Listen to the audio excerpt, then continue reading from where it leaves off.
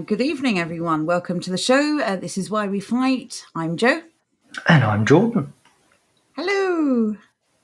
Hope everybody's well. Yes. There's no whittling today, tragically. No, sorry, everyone. You missed your chance for this week, honestly. The whittling is so good. You'll have to go back to last night and watch it. This week's enthralling episode of slowly scratching away at a piece of wood. You make it sound so mundane, but you enjoy it. It's wonderful to watch something take shape. I enjoy it a great deal. I don't. It's one of those things. I enjoy sitting and just rambling away to myself, and being able to do it with some friends is a great time. Exactly. This is the family of sisters and brothers from other mothers, as the saying goes. This is the family we would have chosen had we had the choice. So yes, welcome community, welcome Wardens, welcome however you describe yourself, welcome. Say a few hellos before we start. We've got Andrew here. Andrew was first. Nana. Reboot needed. Good evening to you. Jonathan's here. My stepdad's not mean. Good evening to you. Xanth is here. Good evening, Xanth. Back at you, Patriot. Axiom Curb Community is here. Hello to you. Who else is here? Oh, sorry, and Joe. Look, didn't even remember me. Brilliant. Just brilliant. I didn't notice. See, if you'd not said anything, Jonathan, I wouldn't have realised what you'd done. Oh, well. Right, so thank you. Andrew is posting a straw poll. We put up a poll earlier, if you'd like to take part in it. Very, very easy poll. 3 possible answers. Please take part. You know us. It will be incredibly important. A very good view. Good evening to you. Yes, Andrew, if you can keep posting that poll throughout the stream, we will get to it at the very end and we will discuss the results. Thank you very much. Okay, so we've lots to get through. You can probably see the title of the stream. We're not actually going to start with that because, unsurprisingly, there are a few headlines that we wanted to discuss first. So I will hand over to Jordan. Jordan, you're going to get told off for that. No, look, I've already got told off plenty yesterday for it. I'm not having it. So there you go. God, it's now you gone. used the G word yesterday. Oh dear. Look, Google Images is a very friendly platform. I know, logically speaking, I shouldn't use Google. I know I do try, but one thing at a time. Okay, there's only so much change one man can walk. Okay, just stop saying the word. We say it so much. It's like we're on commission. I hate it. Anyway, right. So, this is where your tax dollars are going, people. You always make me This is truly amazing. This is, we kind of put this up as a joke article. This is a legitimate article. This actually happened. The fact that the media are making a big deal out of this is just astounding, really. A police officer is fired after paying charity stall just 10p for 250p boxes of Jaffa cakes. It's like the media is dead. Long live the media. It's just over. It goes back to what I said before, the shock and awe tactic. They love putting this sort of thing up to distract you because there's nothing else important that's happened. But it's because, well, they make it last updated.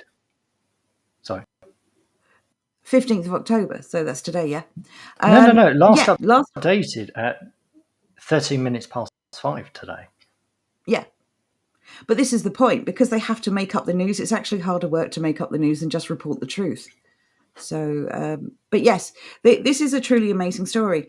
The fact that he underpaid for something and he got fired at a charity stall. I thought the point of charity was you donate what you can afford. But that said, on a serious note, we've been talking a lot about corruption, the state and all its institutions being supremely corrupt. I just found this hilarious. Like, there's so many things they do that are really, truly awful. To go after someone, for ripping off a charity. Wow. A charity trip to Uganda. Do you know what? I didn't read that earlier on. I'm kind of not sure if I'm okay with that or not. Well, because maybe? this corrupt copper has ripped them off out of what, 80 pence? Oh, no, 90 pence. Maybe the trip's off. And let's face it, anyone who knows what we know doesn't want to go. So anyway, yes. So yeah, it's an abuse of trust, according to a disciplinary panel. A disciplinary panel. These people are paid by the taxpayer. They wasted money on a disciplinary panel to find that somebody who should have paid £1 only paid 10 pence, and that it was an abuse of trust. Surely, there's so many different things to say about this. Surely, when court said, you know what, fair enough, didn't realise. No, you've got the quote wrong. It's a fair cop. It's a fair cop, Gav. That's not what he's supposed to say. Fair enough. You're nicked. No. The second. The second bit, as you said, like the disciplinary panel. Surely at some stage, people on this panel would have been sitting there thinking, a little bit overkill. It's 80 pence, or it's 90 pence. Just, pay it. I'll pay it myself. Don't worry about it. Secondly, the irony of West Yorkshire Police claiming something is an abuse of trust. I know. Have I missed something? Is there something particular going on in Yorkshire that the police have covered up for decades? No, I don't. I can't think what you could possibly be referring to. An abuse of trust from the police? Of all the things to pull them up as an abuse of trust, underpaying for a charity pack of Jaffa cakes, probably out of date anyway if someone donated them, let's face it. Allegedly, just in case anyone wants to, take this further. I can't believe when a query was raised about the underpayment, a disciplinary panel found why I gave dishonest accounts. Imagine that. Imagine that. I only had 10p, Your Honour. Like, what? What is this? What? No, this is funny. I only had 2 5-pence pieces.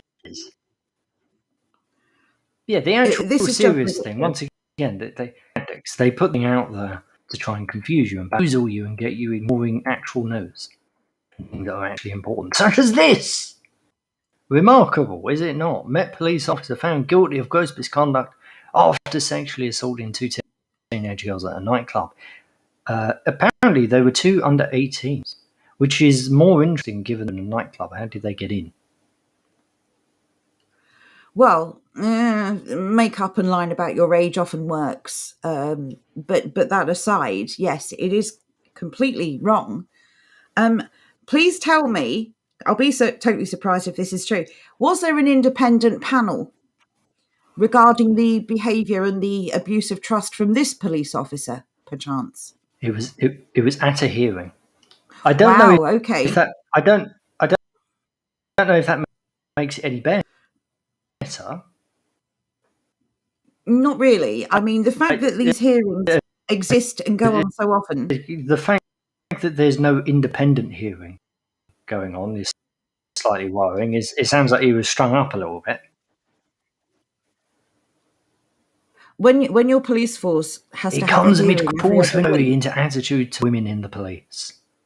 How about we just have an inquiry into the police's attitude? And speaks over Jordan. Really? Is that what happened, Jordan? You've been talking over me for the last 2 minutes. Am I breaking up again? Carry on. No, but am I breaking up? You were, and then you weren't. You aren't. Just keep talking. 1 minute. I will reset. Give me a moment. Anyway, right, that was brilliant. Technical difficulties as always. Thanks, Restream. Okay, let's try this again. Take 2. Take 2. Are you there? Second verse, same as the first sort of thing, isn't it? Yay. Okay. But in that case, I will apologise.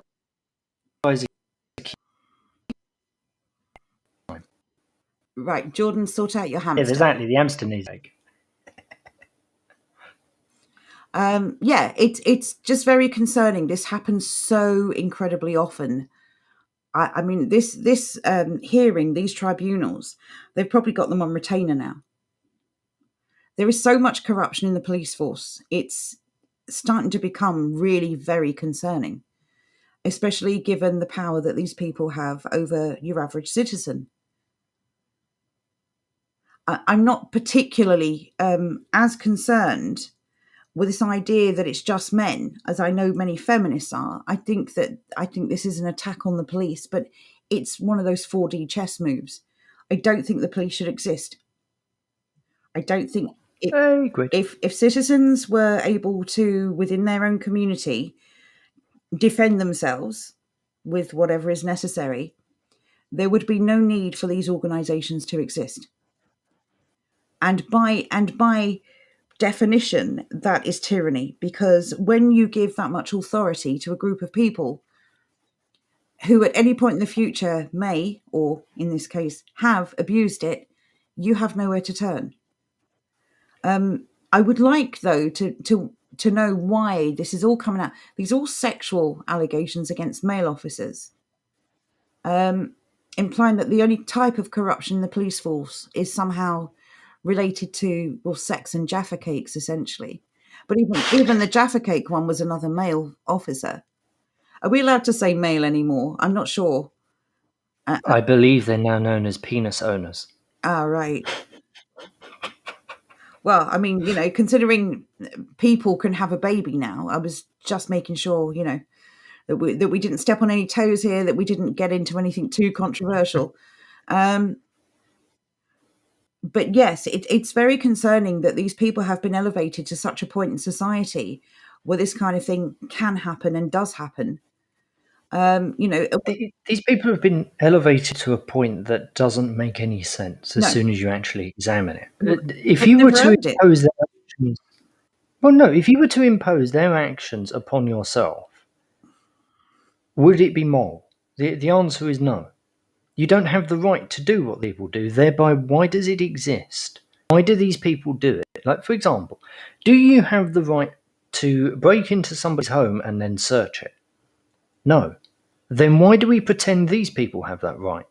Just because they have a little piece of paper that says they're allowed to do it doesn't mean they can. Yes, but who allowed them? You didn't allow them. That's the point. If anyone, the state allowed. If anyone, but then why do we put up with this? If anyone not holding that piece of paper did that thing and weren't wearing that uniform, we would call them criminals, burglars. Interesting. You bring criminals and burglars up. You're dressing up like the police because they don't like that very much.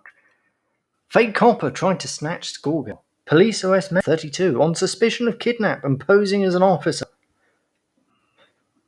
After cyclist in his jacket stopped 14-year-old girl in the street and searched her and snatched her.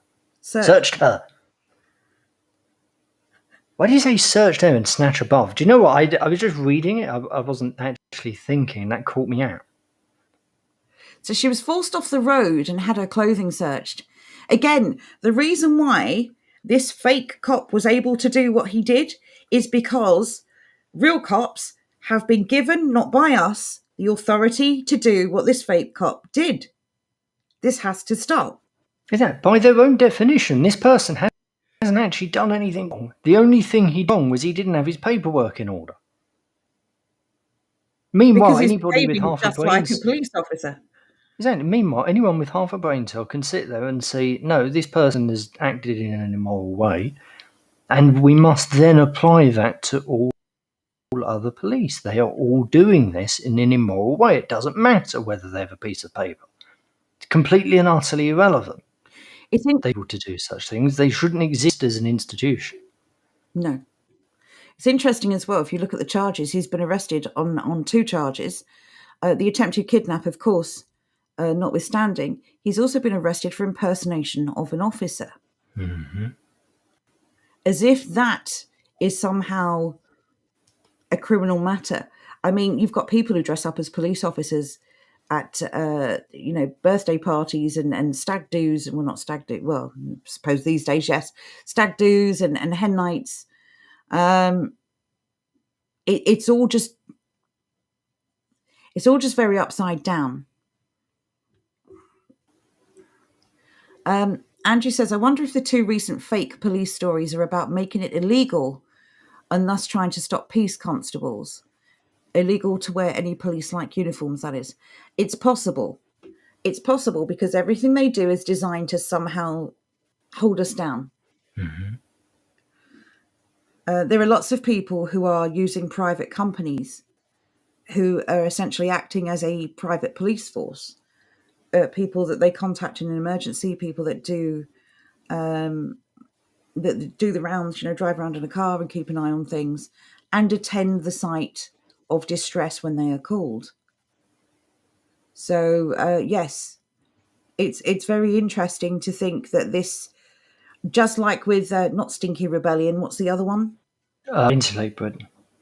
Insulate Britain. Now, anyone with half a brain will realise that Insulate Britain is absolutely a psyop designed to irritate the public and annoy the government on the face of it so much that they bring out laws preventing protest.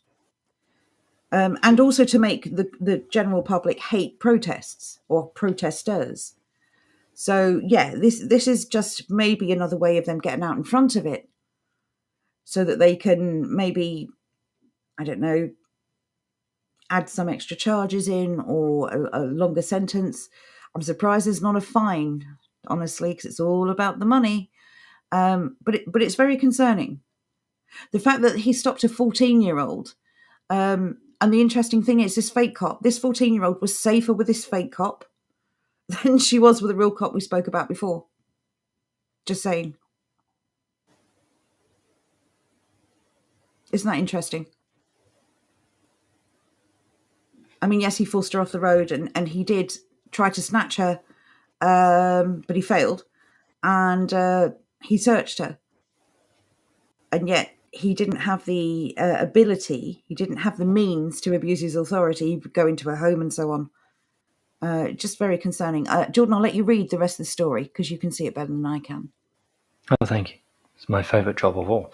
Sussex police say a man who was wearing a yellow high-vis jacket approached a 14-year-old girl in Crawley, West Sussex, before cycling off on Wednesday. I'll be honest, the cycling off aspect doesn't really sound like he was trying to kidnap her. That's not typically how kidnaps work. He tried to kidnap someone on a bicycle. Are you joking? What was he going to do? Get her to ride side saddle? What was he going to put her in the basket on the handlebars? It sounds like, what's his name? Officer Crabtree would do. We shouldn't laugh because he's serious, but like, come on. Oh, there we go. You will see more uniform patrols in the area. And we encourage you to stop and talk to us if you have any concerns. The problem is, lads, he was in a uniform. Having uniform patrols in the area doesn't mean much when you can just dress up like them, which is what this person did. The interesting thing is he turned up before the real police did. so he's also faster than you. And he was on a bicycle, for goodness sake. Maybe it was a bicycle built for two. Talking of more police. No, we never want that. The main story of the day.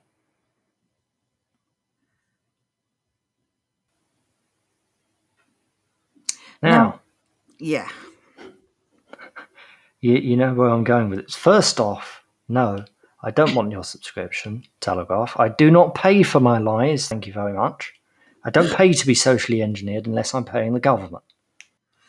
Before you carry on with the that's story, a damn good point. So, one minute. Just getting back. My stepdad's not mean has just made a 10 out of 10 point. What about officers impersonating protesters? You never hear about that, though. That is a great point. That's because we have no rights. We do not count. They do not care, and nothing matters. Basically, they can impersonate us all day long. We are. We're just there to pay for stuff. Pay for stuff. Shut up. Be quiet, and mind your own business. But that is a really good point, because these so-called officers often infiltrate groups and protests and various things. And they pretend to be someone they are not. Tax cattle, says Hasdak. That's a really good way to describe it. That's a good term. It's the only reason taxes were invented. Because let's face it, without taxes, we wouldn't lose anything. We could still have the things that taxes allegedly pay for. I'm sure our roads would be in better condition. I'm sure we'd be able to just fix our local roads ourselves. We could come together with a few other people and get this done. Mm-hmm. There is nothing of any value that we would lose if the system just disappeared and the taxes were no longer spent on public things. It's truly amazing that I don't know why people think this is important. There's nothing we get from it that we could not provide ourselves. A couple of comments and I'll let you carry on with this one. Jonathan says, we are useless eaters. Yes, that's how they refer to us. Useless eaters. We it's have how they no refer value. to us, and it's how they refer to us, but it's also how they treat us. When you keep in mind the incredible hoops that you have to go through just to make a little bit of money in order to pay off their taxes, it's insane.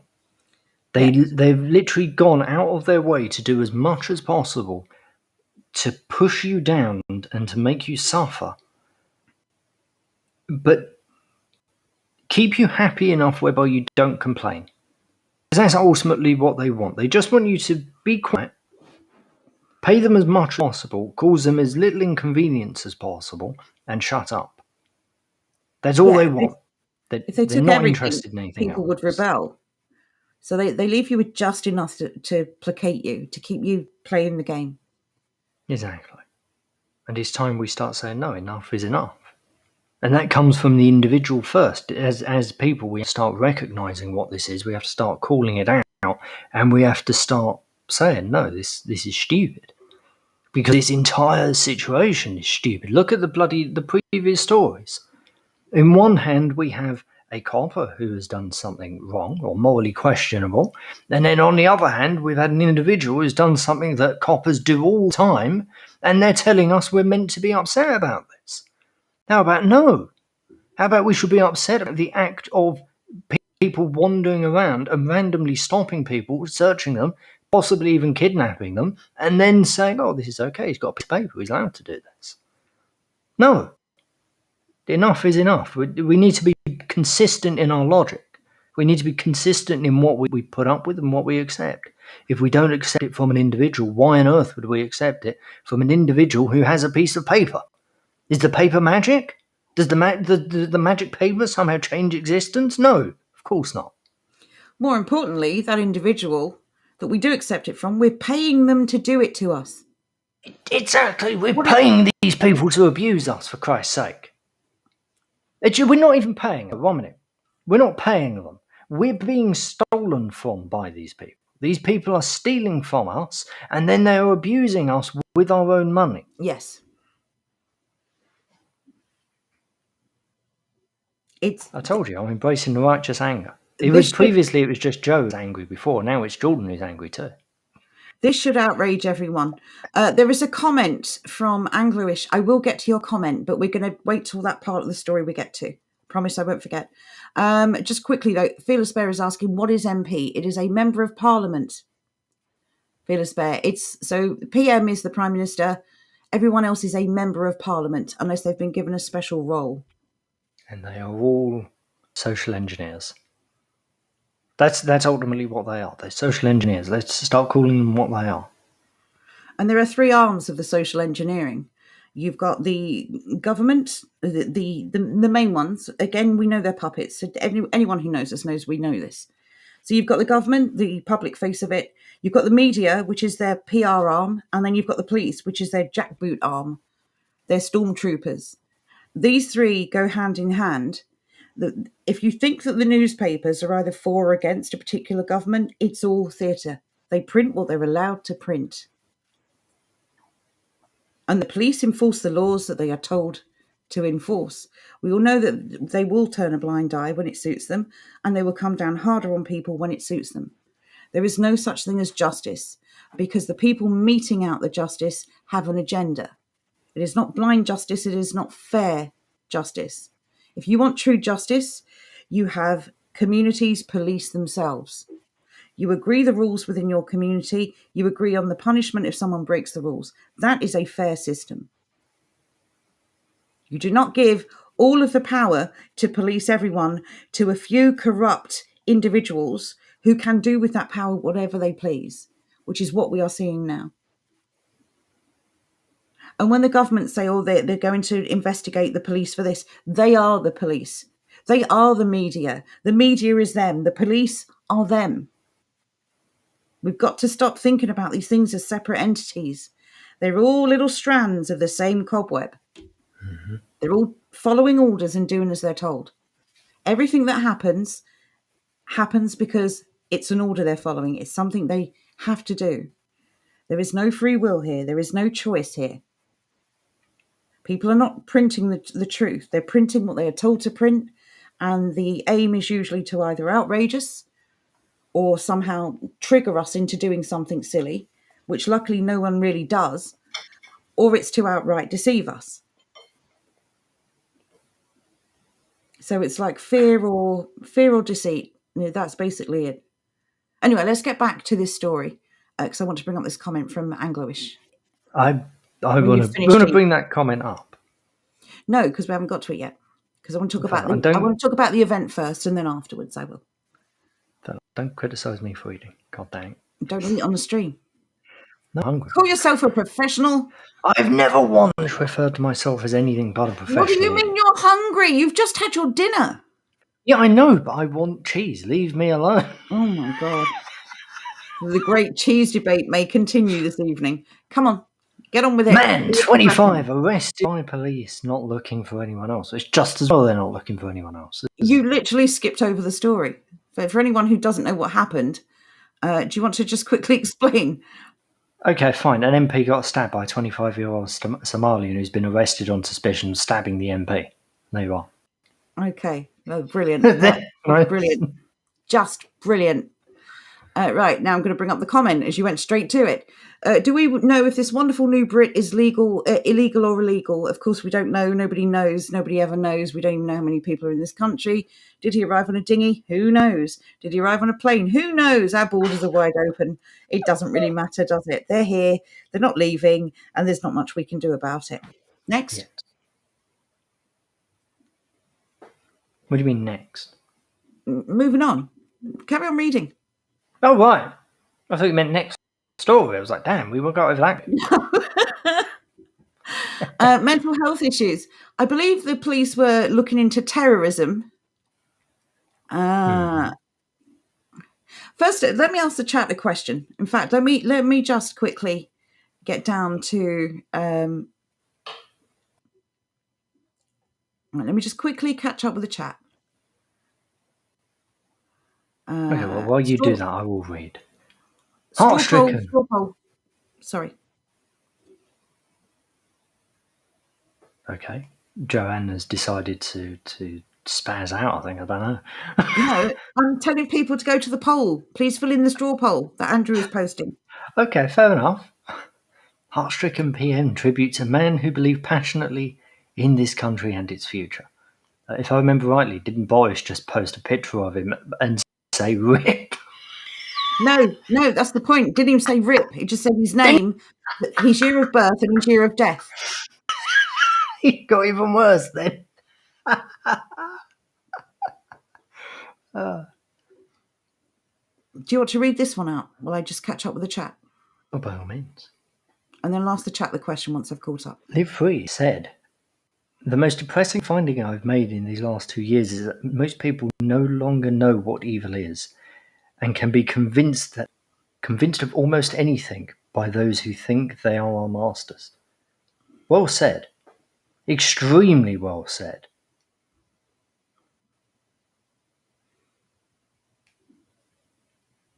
It's very concerning, though, because we can't disagree with that. The fact that people just still don't get it. How many times have any of you had a conversation with someone who calls them incompetent instead of evil? Like they're just really clumsy? Mm-hmm. I don't know. But anyway, let me quickly ask the chat this question. as with all of these events, I've come to the conclusion that all of these events exist for a reason and they all serve a purpose. So here is my question to the chat. You can just answer yes or no. Do you believe that this event was a psyop? And that this MP, confused myself there, and that this MP was sacrificed for this psyop? Can I answer? You can. 100%. The most psy of all psyops. Oh, no, you're getting serious now. The most high. It is the single most psyop-y psyop I've ever seen. It beats everything else. He may be a good man. I have no idea. I've never heard of the geezer before, to be honest with you. I can't judge him one way or the other. Also, don't particularly care because, once again, so engineer. Ignoring that some of the comments you see on Twitter, some of those you've sent me, unbelievably pig ignorant would be a decent way to describe them. Stupid and sycophantic would be another. Well, the thing is, I mean, we're not going to go through them all because we could be here all day, but there are people, I'm going to say genuinely, as in they're being pretty open about it, pretty blatant. I'm also going to withhold the word genuinely because they could be 77th Brigade. But there are people saying that all 650 of our MPs, like they work for us, deserve some kind of security. And there was one comment that just blew my mind. Jordan, do you want to quote it? I have the entire thread if you'd rather.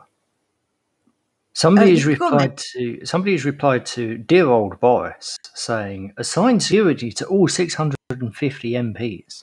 Another replied to that person and said, while I don't like the idea, 2 murdered MPs in 5 years is making me reconsider my position on this. And the next one, like the most 77, this lad I think is a 77 Brigade apprentice. He's not quite got the he's shot his load a little early. He said, it's long overdue. They're the most important people in our democracy and an obvious target. Imagine worshipping your slave owners, your enslavers. This is truly appalling. The comment glows. It glows like Homer Simpson's uranium rods. Like, come on. Who actually believes this? They're so important that they ignore every one of our wishes, that they tried to ignore a referendum. Not that I think voting actually leads to anything, except maybe, I suppose it leads to a lot of brand new recycled toilet paper.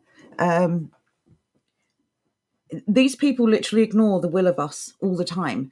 Poll after poll after poll for decades now has shown that the British people want less immigration. This is not a one-off poll of a couple of hundred people. This is poll after poll after poll. Bearing in mind the social engineering aspect of the media as well, if they wanted to lie, they could quite easily do it. And there's one case I think they are telling the truth. I guess even, it's, what is it? They say even, not a watch clock. Right twice a day? That's the one. Broken clock is right twice a day. I was thinking a watch pot never boils, but that's a whole different thing. So they're telling the truth about this, and year after year after year, immigration increases. The government does not know how many people are in this country. They do not know how many people are crossing into it every day. Hell, the only reason they do know now is because good people, good citizens are going down to these ports and filming it. To say they're inept implies that this is somehow happening despite their best efforts. Mm-hmm. If they wanted to stop immigration, illegal immigration or otherwise into this country, it would stop. They certainly had no problem locking down the entire country last year. Exactly. Proving that if they wanted to do it, it would be done. So to call these people inept is to insult all of us, honestly. They're doing exactly as they are supposed to, exactly as part of the agenda. It's just another step in the agenda. It's truly annoying just to see people keep making excuses for them. And these are the same people that leave data in the back of cabs and on trains. I mean, these people we've are gone not over that incompetent. There are If I incompetent remember, people, but come on. if I remember rightly, when I looked this up in 2003, they left. It was twice in 1 year, and I'm sure it was 2003 when they left a load of data on CD drives on the tube, and Yeah, then one of them left it on the bus. That was a couple yeah. of years later. It's like, come on, what is this? Is this bloody yes, minister? People were like, Is how this could the an best MP we've do got? this? Other MPs won't hold my beer. It's ridiculous. Tyrone Jackson says, welcome to the show, by the way, Tyrone. 251,000 lives are claimed each year because of medical error. That's about 9.5% of all deaths annually in the US. That's an amazing figure. Yeah, they're remarkably high. Thank you for sharing that. My stepdad's not mean says that MP might have been problematic in their eyes, so it might have been a two birds, one stone tactic. Exactly. I don't know enough about him to say that he was like our guy. None of them are really our guy, but on the surface of it, people who vote the way we would want them to. He may have done that, he may have not. Literally just talking about this before the show, so we haven't been able to look into it. The information we're giving you is based on the public information we have seen. But if it is the case that he's ostensibly our guy, in that his voting practices would be ours if we voted, then yes, that's a possible reason for it. Two birds, one stone. I certainly can't see them wasting an opportunity to take care of business where they can. Fearless Bear, not buying it at all. Probably on some island drinking coconut now. We just don't know, do we? But the fact that all these things seem to happen, it's almost like a pattern is forming. Someone mentioned Joe Cox earlier. I'm not going to comment on the Joe Cox thing, except to say there was an amazing documentary by Richard D. Hall. If you have any doubts about the official narrative, go and watch that. And that's what I'm going to say on that, because, unfortunately, we live in a world where you can't actually just openly talk about things anymore without losing your channel.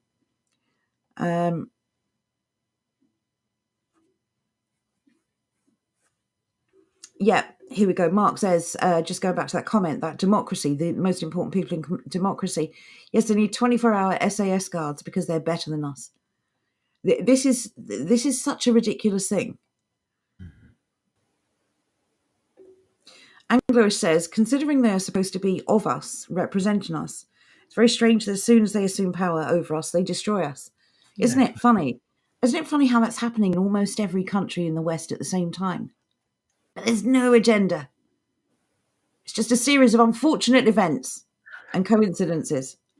I always try and get somebody to answer the question, how many coincidences do you want before it's no longer a coincidence? Exactly. Like how long's a piece of string? Are you going to just just like nail them down. How many coincidences do you want before you're going to say, yeah, not a coincidence?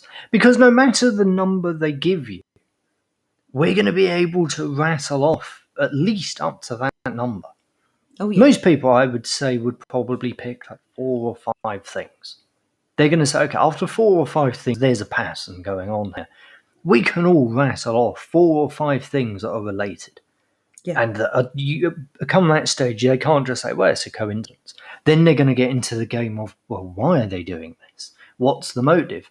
At which point, I don't really know what the answer is, to be honest, because you don't need to answer that. It's not my job to tell you what their motive is. You have to go and ask them, or you have to look into it, surely. Can't expect me to tell you what it is. I don't bloody know. It is like Stepford-type brainwashing, though. If they keep insisting it's a coincidence, well, it's still a coincidence, and you can't argue with idiots. These people at that point are being disingenuous, at the very least dishonest. If they're going to keep parroting the same phrase over and over, you'll know that first they've been indoctrinated in one of these so-called institutions of education in this fine country. Secondly, you know that they are an ideological zealot. And honestly, move on. You're wasting your time. So Francis saved me. He says, a watch clock never boils twice a day. Thank you for that. It's dead on. It's the most accurate quote ever. It is. That's the most sense I've made all evening. Thank you.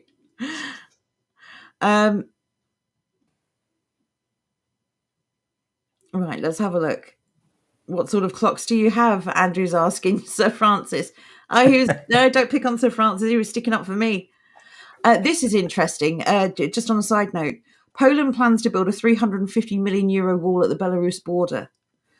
I don't know if anyone's been reading in the news about Polexit. This issue it is Poland, isn't it? Indeed. The EU are flexing their muscles. Do we think that Poland's going to break away, free themselves, or do we think that Poland are going to cuck? What are our thoughts on that? It depends on the globalist mood at the moment. That's true. My suggestion would be Poland are going to remain within the European Union. Yeah. The only reason we left is because they knew that for the next 5-10 years, they're going to be able to bash us with the Brexit stick constantly. Well, I don't think it would have the same impact in another nation. It's almost like they had some kind of inkling of a global pandemic and a lockdown. Who knows? I'm just spitballing here. I have no evidence. I'm not making any claims or statements. Live Free says, this is interesting and very relevant to what we're building. When I have a conversation with someone, I manage to draw their attention to certain things. They seem to agree. And then goes on to say, but the next day they look at the news for 4 hours, it seems they've forgotten everything we talked about. It looks like they're controlled. This is exactly why we decided to build this timeline. Because amazingly, we've all been brainwashed to some degree. Some of us are just fighting harder than others to get out of it. But even we've noticed building this timeline, there are so many things we've forgotten that happened just a few months ago or last year.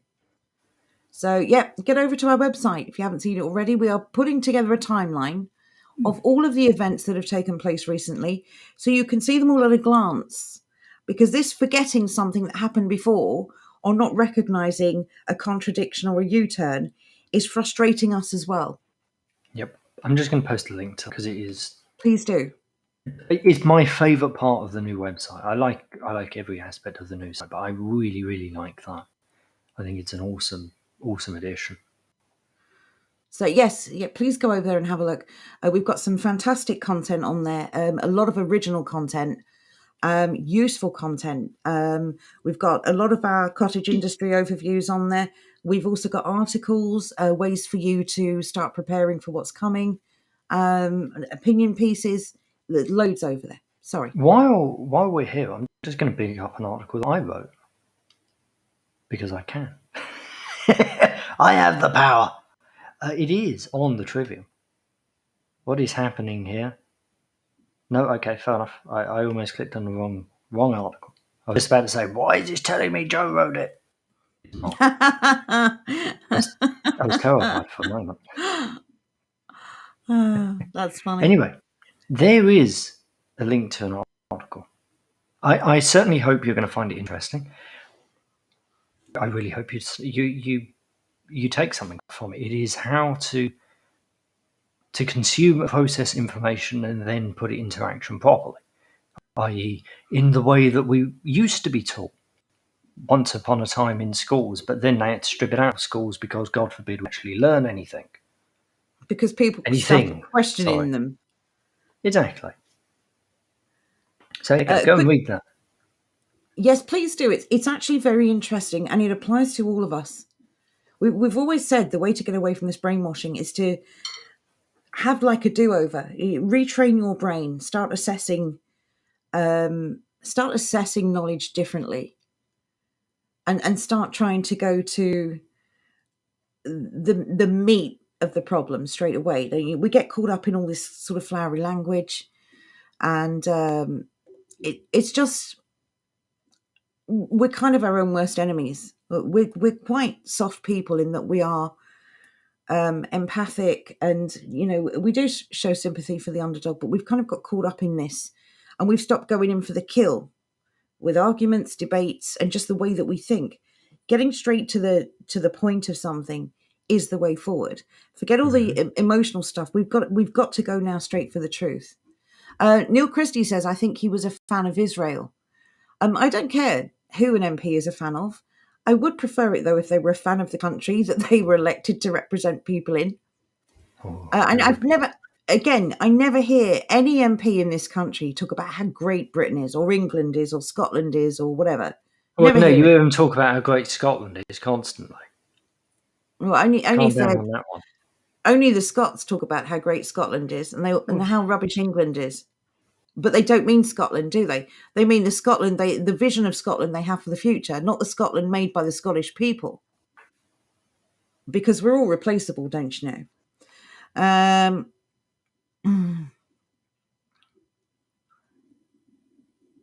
Picking Gaz is asking how many virgins. Who knows? If it depends on the translation you've read, they could be raisins. That's a bit disappointing, isn't it? So, 72 raisins.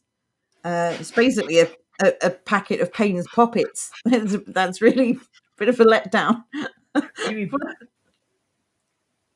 Don't you mean What? the little Californian sun ones in the little red packet that everyone had when they went to school?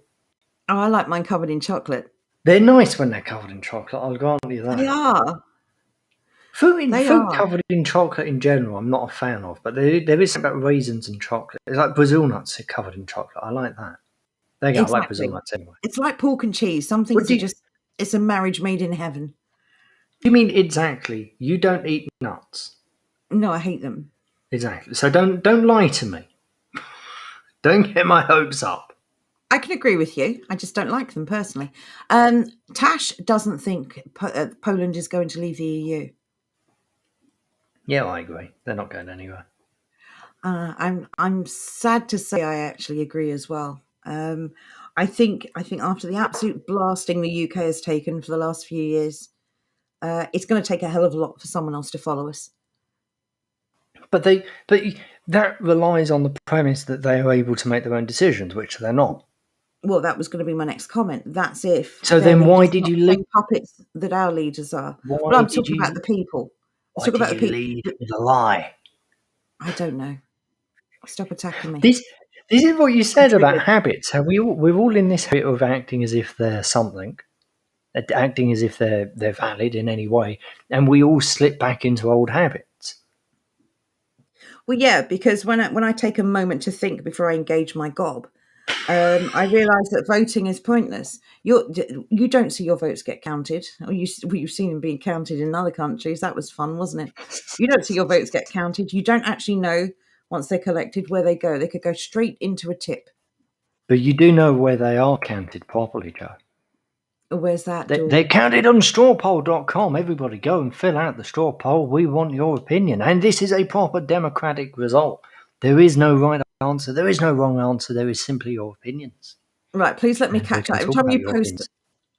Every time you post that, you jump to the end of the chat. Let me quickly catch up because I'm losing my place. Right, okay. Brain Waterboarded says the charity Shop Bandit. What a great name. Right. Yeah, so you can see loads of links. So there's links for the news timeline. There are links for the straw poll. Please fill it out. It's really quick, honestly. So DJ Mark has got a comment here. If anyone wants to meet in the Wardens social room after this stream, I've got a horrific, funny story to tell that happened this week. It's a story you will not believe. Well, we can't wait to hear that. Hopefully you're okay, whatever happened, Mark. So yes, the Wardens social room is of course on our Discord. If you haven't already joined our Discord, please get over there. It's where everyone hangs out. We haven't been there for a while. We've just been kind of overrun with responsibilities, online and offline. But we are going to be spending more time on the Discord. There is a fantastic community on that Discord, so please get over there. It's a really good place to go if you have no one to talk to about the current goings on in the world. If you feel a bit isolated or alone, fantastic people, wonderful people, just like you see in this chat. So there you go. Get over there and have some fun. Relax. It is Friday night after all. Okay, just catching up now. The price of diversity and multiculturalism.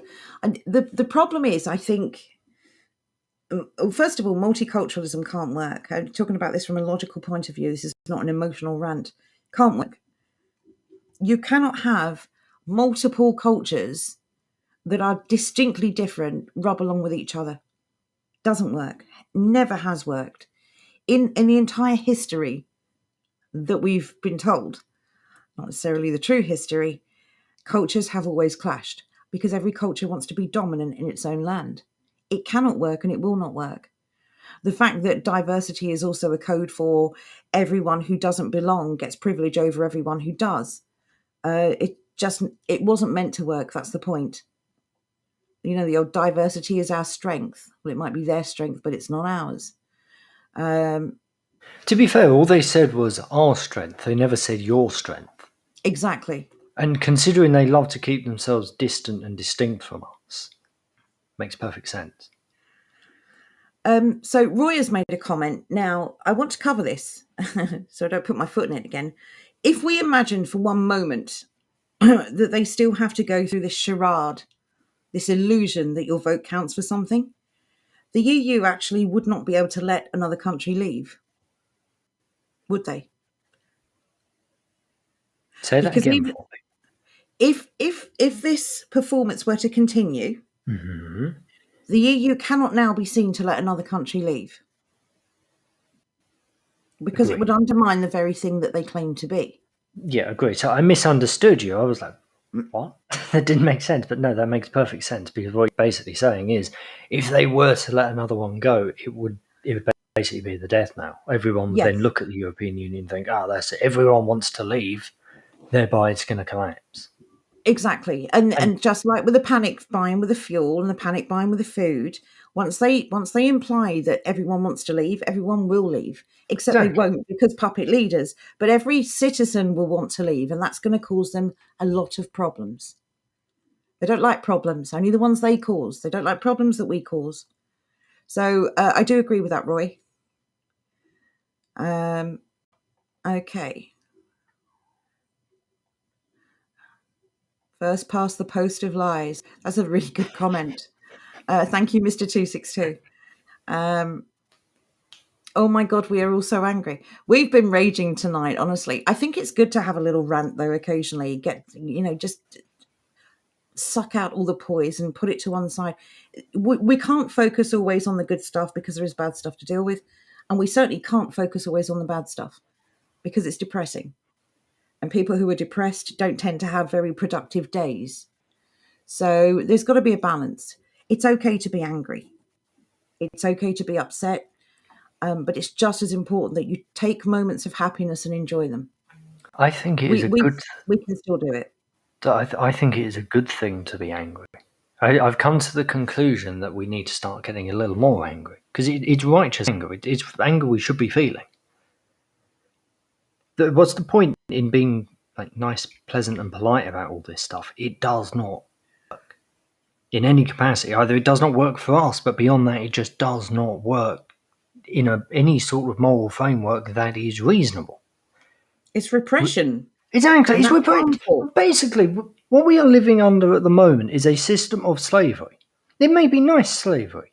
We're basically the house slaves that they used to be. It doesn't matter. We're still slaves. I'm not happy about this, and neither should you be. Nobody should be content with this situation. This is ridiculous. Look at I said this on Monday stream, I think it was, with Andrew.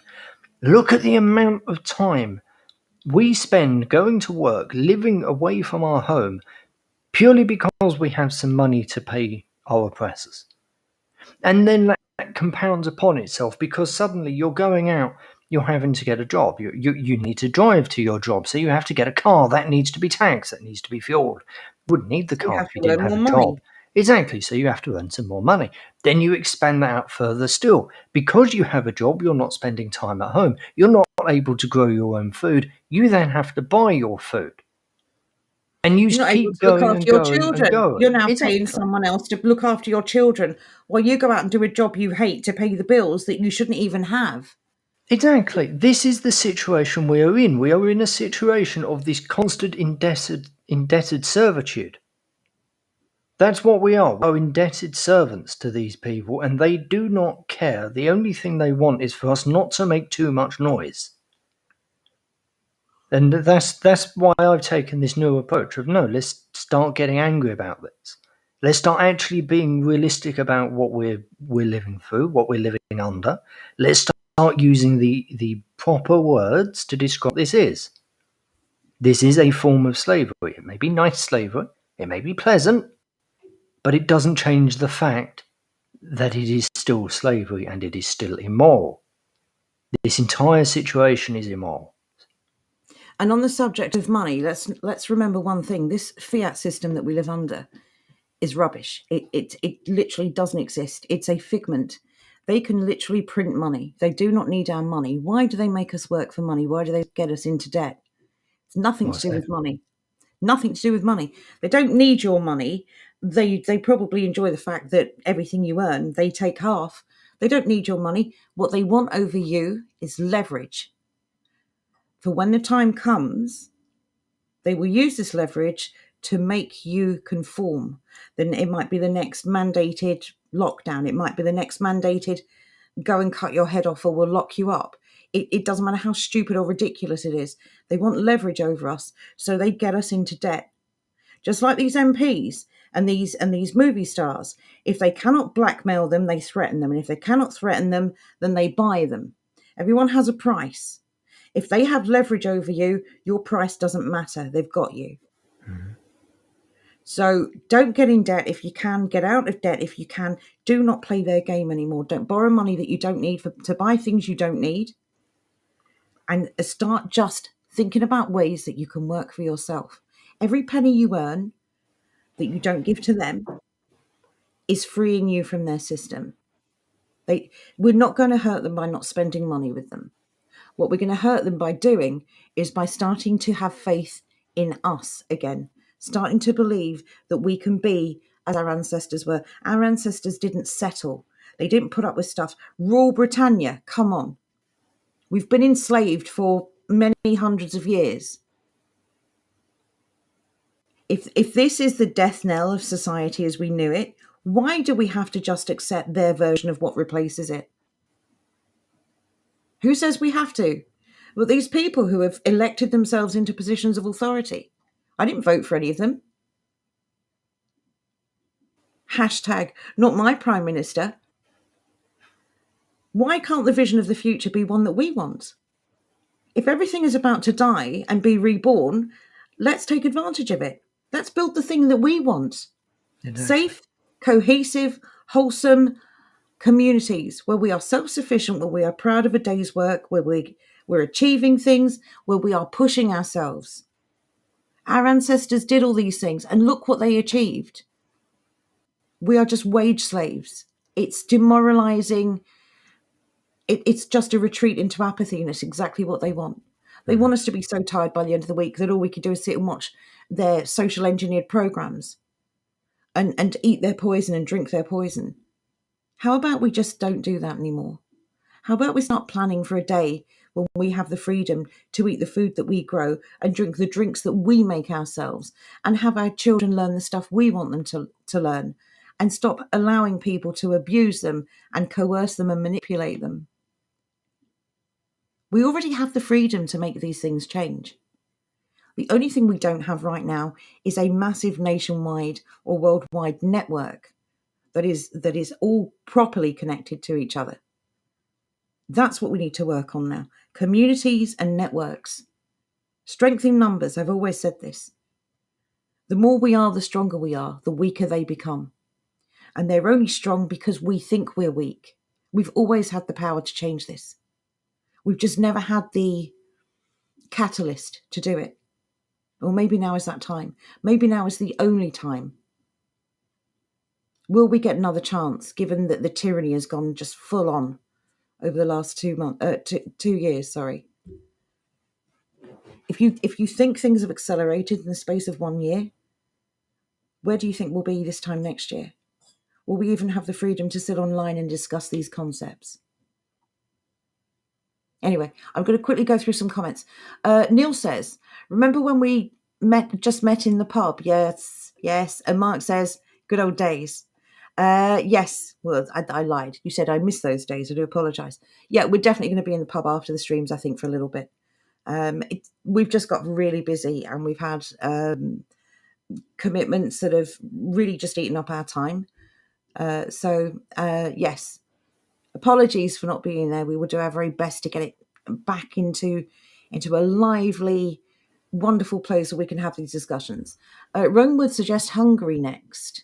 Again, the Hungarian. Oh, wasn't it? Was it Hungary's prime minister? Who's Sebastian Kurz? What country is that? Oh no, he's Austria. Austria.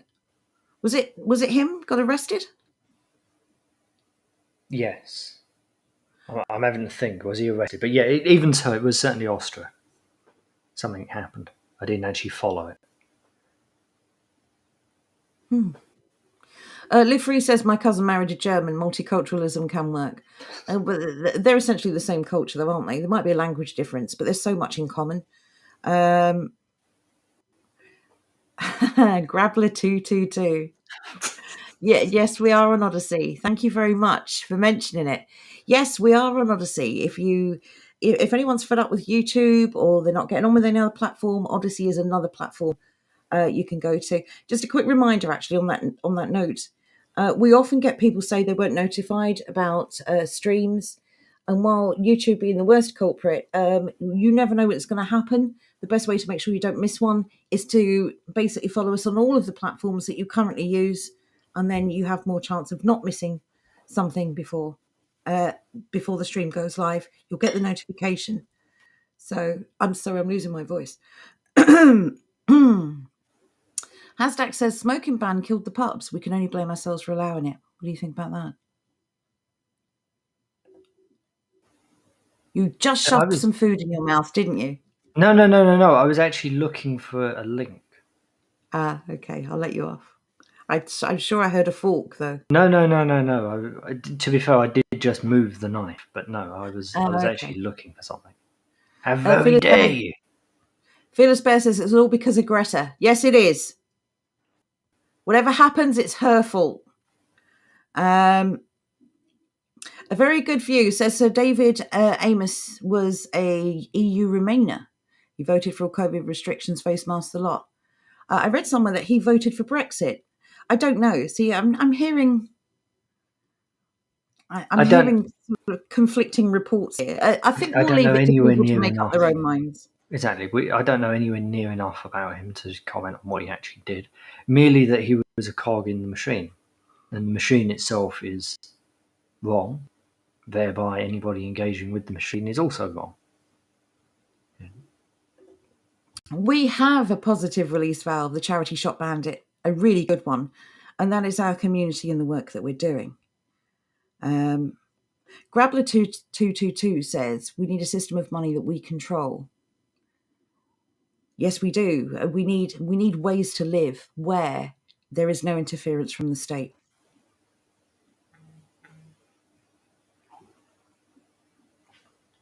Don't get mad, get even, says Radner. Well, they say, what is it they say? Success is the best revenge. It is. But there needs to be the initiation of anger as well.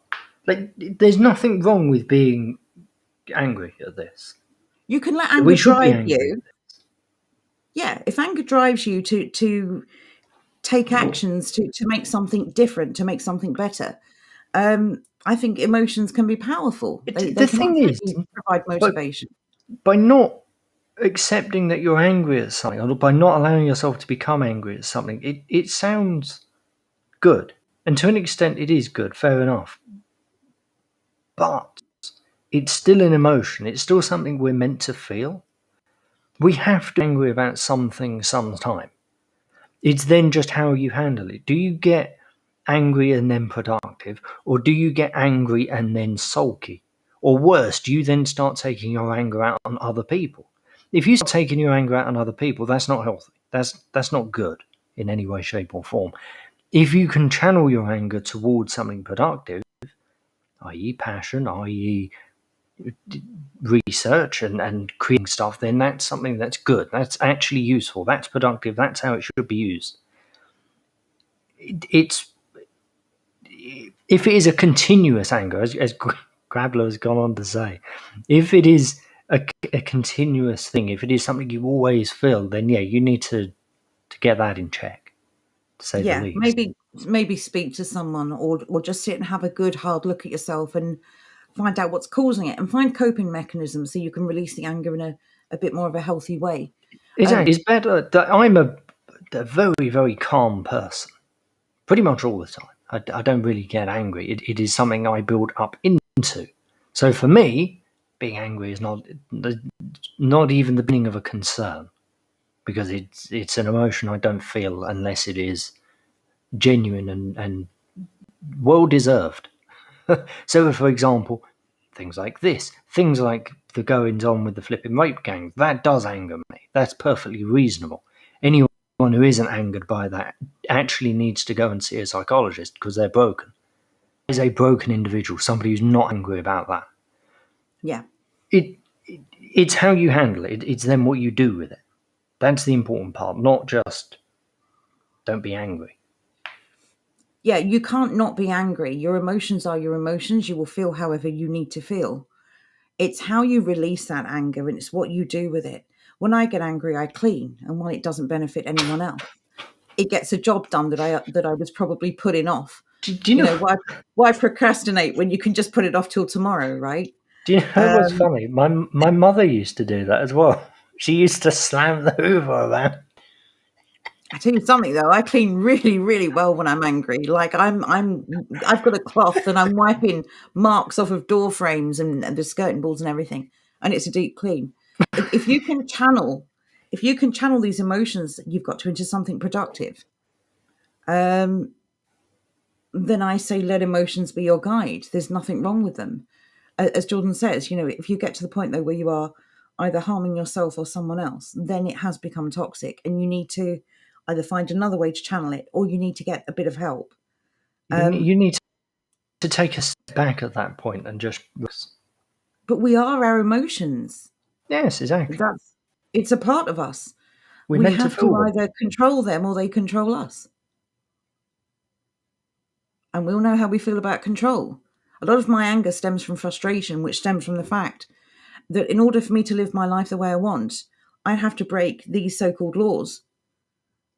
Because I can't do all these things right now. And I'm not even talking about horrible things that you read about in the press. I'm talking about the ability to run my own business. I can't afford to buy licenses for things that I want to do. I need permission to do things that I'm not going to get. I want to be able to defend myself in my own home. I need to jump through hoops to get a weapon just to defend myself, to never use in an aggressive way with anyone else, just to defend my own person. But even then, you're not allowed it to defend yourself. No, well, that's the point. It's like everything is designed to frustrate you. So yes, you're going to get angry. Make it work for you. This is very kind of you. My stepdad's not mean. Said I'd love it if Joe's message could be broadcast to every home. So would I. I think the biggest problem we've got is that we cannot all be in the same place at the same time, communicating with each other, networking with each other. I think British people, well, first of all, if you're talking about the British people, the Britons, the original Anglos, and Celts, yeah, I'm not going to forget anyone. I'm not going to go through the whole list. I'll forget someone and someone will complain. The Cornish. Yeah, exactly. It's always the Cornish I forget. Yeah, the British government is not British, and they're not our government. They do not work for us. The way they behave is that we work for them, and we are what we call the tax cows. The tax cows. Tax cattle, there you go. They're not there to make life easy for you or benefit you. They're there to take from you and benefit themselves. The sooner people realise that, the better.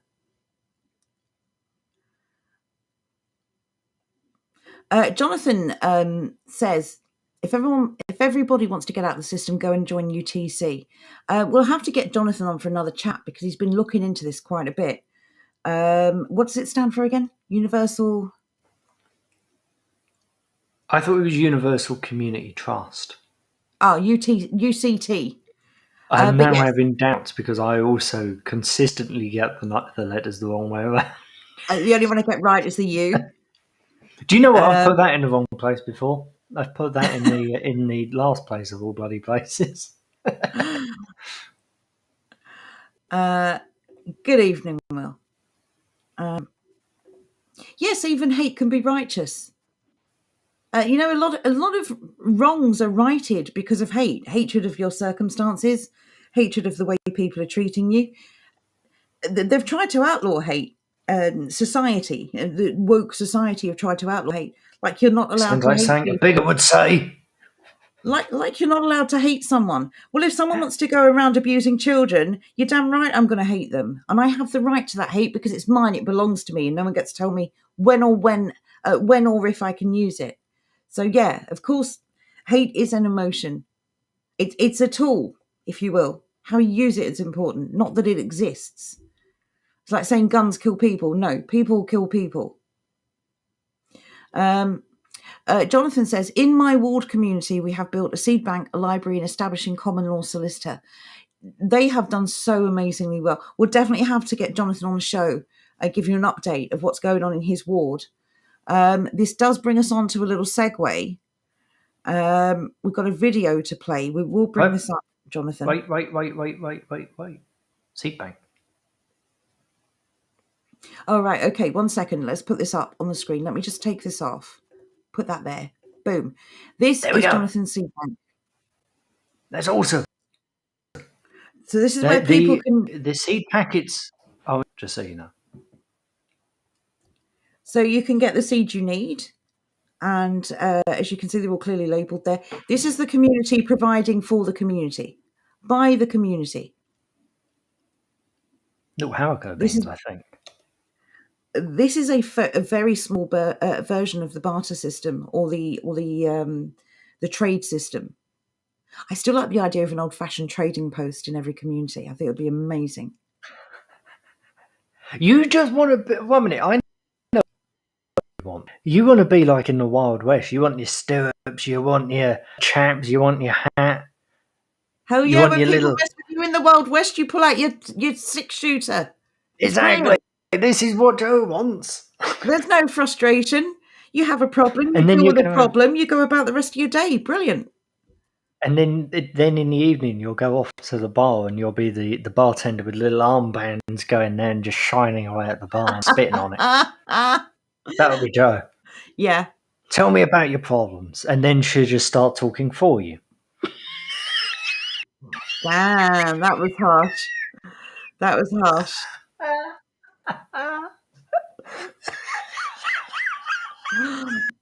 Motley's in the house. Get the stickers out.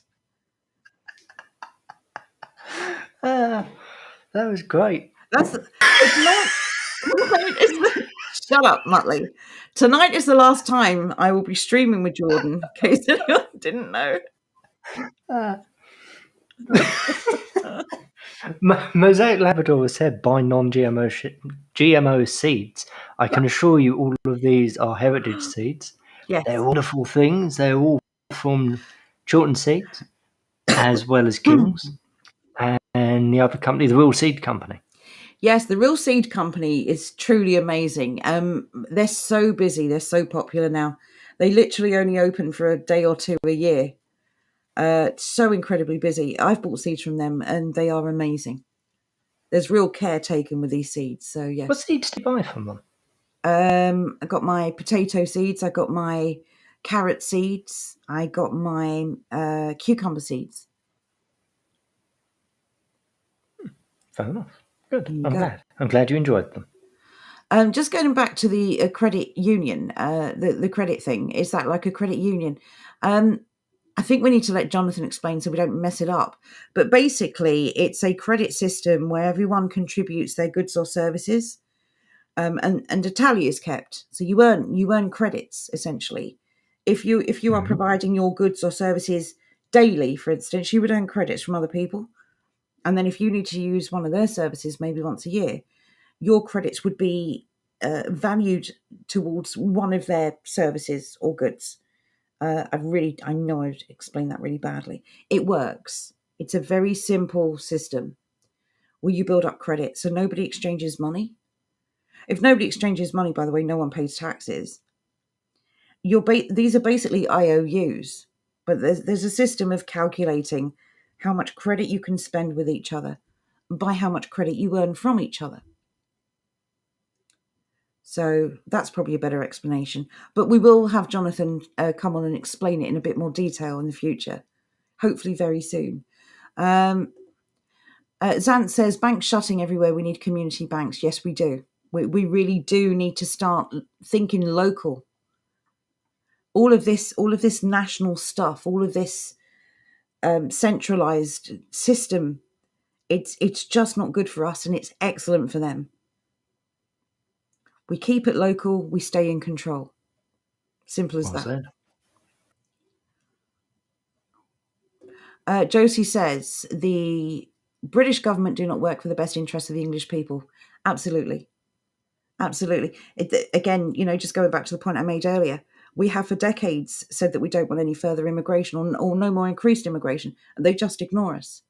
Everything they have done over the last, I could say 50, 60 years, it's about as far back as I've checked in detail, has corroded communities, has eroded traditions, cultural norms, things like decency and wholesomeness. That's all gone.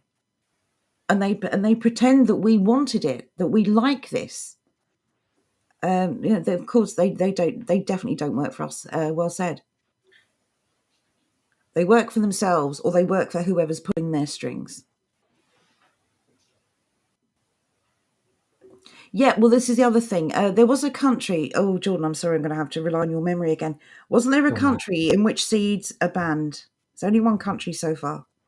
They were for a short while banned in some states over in the US, but I think recently they've been banned in Estonia.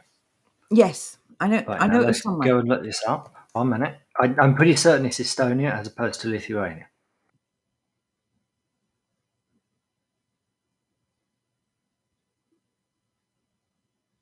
I mean, when we talk about, your ability to provide wholesome, safe, poison-free food, it's pretty obvious that if we keep growing our food, they're going to come after our seeds. And whether they do or not, I would rather be prepared than be caught out.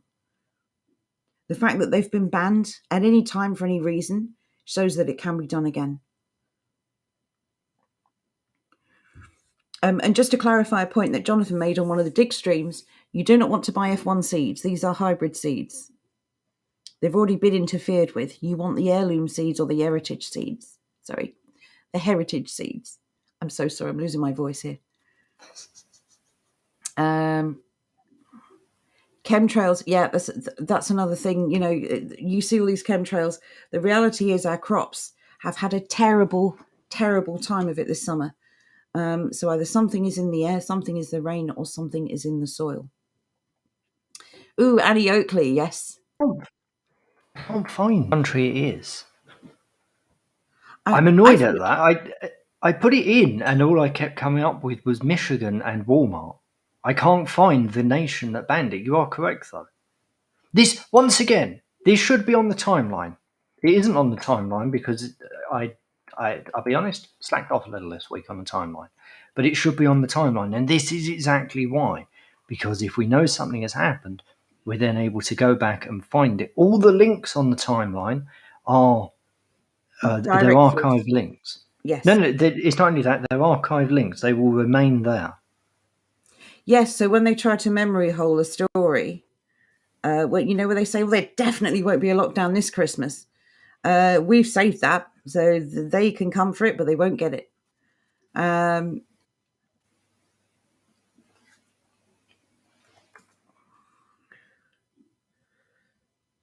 Axiom Curve has said Latvia.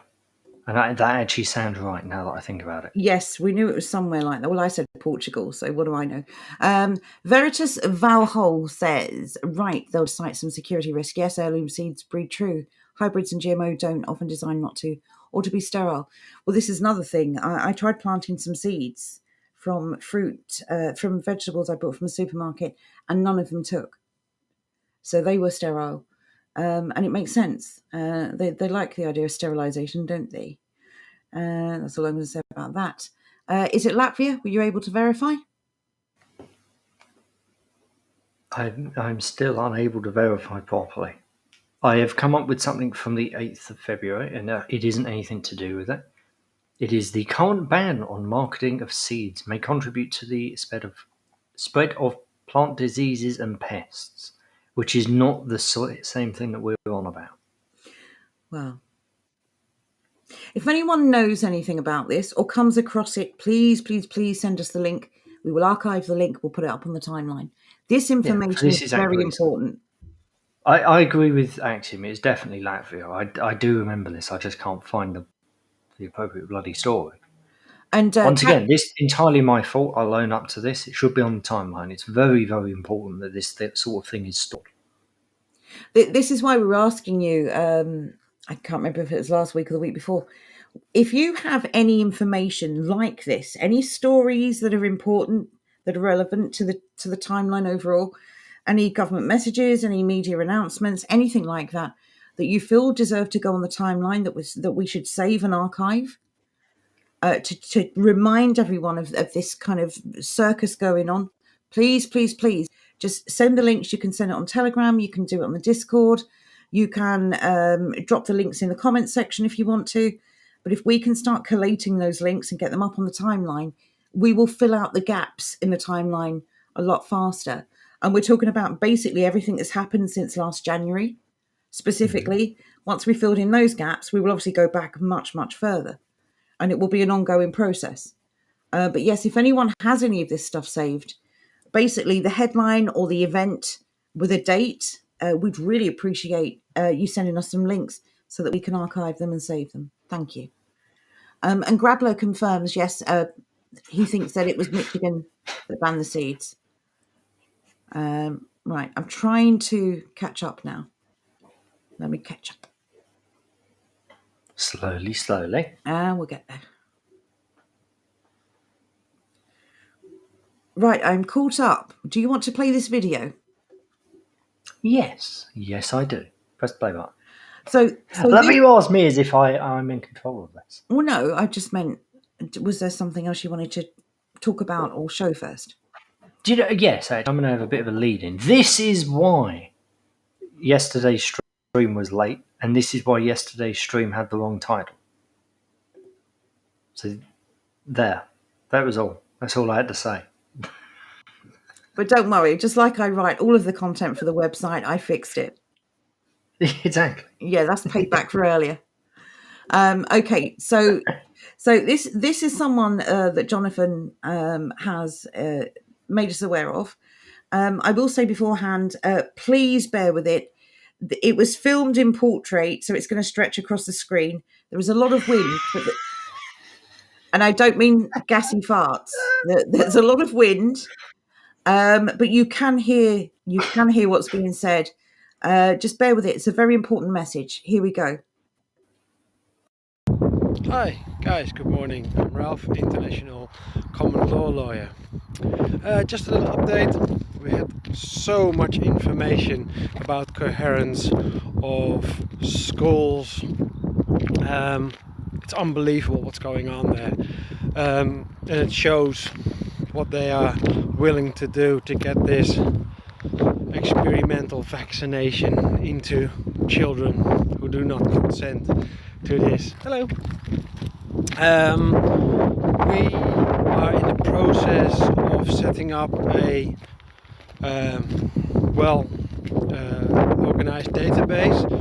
Soon we hope to set up a website where you can see more of our work. We will joining with other common law and lawyers, solicitors, advisors, to advise the people, you, us, how to move further. Keep on calling the schools to see what their plans are, record it, send emails to Ofsted with your complaints. Also the vaccination care companies that are going to or are vaccinating, call them with question and record it. That is what we need to do. We need proof. I've got proof that they're doing flu mists and vaccinations, COVID vaccinations in the same day, in the same moment, then it's not allowed. So we need to keep on going. Keep on going, people. You're doing the right thing. We do it for our children. Keep on going. Lots of love. Contact me anytime. Yes. We in this together. Keep on going. Lots of love.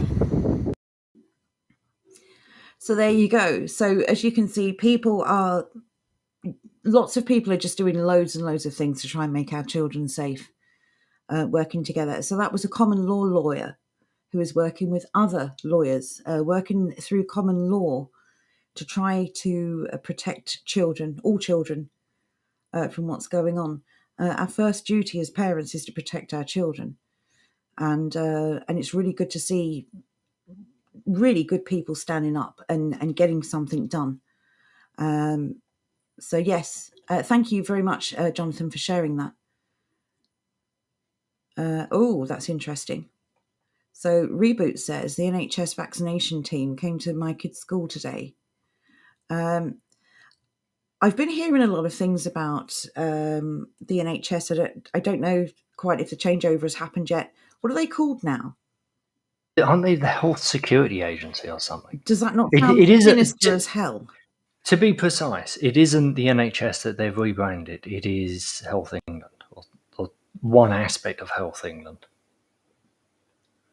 Maybe. It just sounds very sinister. It sounds like a security agency, like Homeland.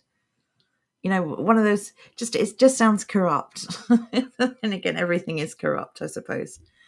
But there you go. The UK Health Security Agency. It is 1 minute. Opening. Before you do that, let me just quickly. Andrew's just posted up the links. This guy that you just heard, doing some wonderful work. Those are links to his pages on Facebook. If you are on Facebook, please go and show some support. Let's show everyone we're not alone. What we will do is post them up on the Telegram as well. Yes. I was going to read off what this health security agency does. Then I opened up the government website and, oddly enough, doesn't actually tell you. Oh, no, but here it is. I finally found it's 3/4 of the way down the bloody page. Flipping heck. The UK Health Security Agency will be responsible for planning, preventing and responding to external health threats and providing intellectual, scientific and operational leaderships at national and local level, as well as on the global stage. Brilliant. So it's another agency that doesn't work for us. Wonderful. How much is that costing us? It doesn't matter. It's sponsored by the Department of Health and Social Care. You can read more on what they do, if it makes you feel any better. Nah. Oh, God. Bloody hell. 1 minute. Under Documents, Services, create a coronavirus NHS QR code for your venue. How about no? Go and create one for yourself. Slap it on your forehead. That way we know never to speak to you. Vile, wretched creatures. We don't like you. Go away. Right.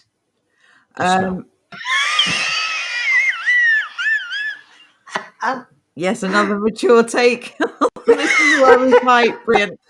Just brilliant. We were all thinking it. As Grappler said, more tyranny, yes. It is. Of course it is. All of these centralized agencies that keep popping up, they're just creating jobs and jobs worths in the process. They're just creating jobs. They've just employed so many people whose only goal in life is to think of ways to hold us down. It's rather amazing to be so feared. I feel quite powerful.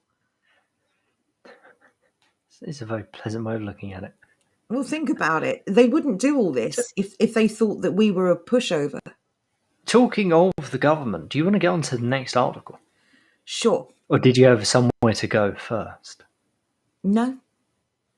Fair enough. Well, here it is. It's your lucky day, everybody, because now the government, the wonderful government that is, they've created a new app that will let us access 300 services at the blink of an eye. Wonderful. What a weird way to say that, at the blink of an eye. Well, that's an interesting little nudge there, because guess how you log in? Facial. I didn't know that. Yeah. I haven't read this. The only reason I found this interesting, I saw the headline and I thought to myself, hot dang, this is Nudge City. We must show this. This apparently comes 2 days after Joe sent it to me and said we must do something about this. I completely and utterly forgot. But anyway, just look at the nudges in this sentence. New app, fair enough, so, make it even shiny. We'll let people, kind of interesting they said let people as opposed to let you, because they like to make these things personal. The main nudge here, though, is this acceptance and that it's going to be a good thing. This is an overall positive headline, I would say, as opposed to what it really should be. What they should say is tyrannical new government app will allow you to access 300 of their services. Well, they're not services. Soon 300 of them mandated cycles of living. And in order to do this, you must now give up your face and your fingerprint. Can you name 300 services the government provides? Well, you keep calling them services, so no. Can you name 300 things the government does for you? Take care, English, Will. Bye-bye, mate. 300 things what the government does that benefits me or does for me generally. Just like does for you generally, I suppose. Well, they don't fix the potholes in the road. The street lights are appalling. You ever think about streetlights? I'm not. You're weird. You want streetlights everywhere. They force me to pay council tax for services I can't access. They take half your money at source, or if it's not quite half, it'll get there. They force you to buy licenses to do things like, get married. Or, so the general gist is no. There is nothing the government provides for anyone that we cannot provide for ourselves.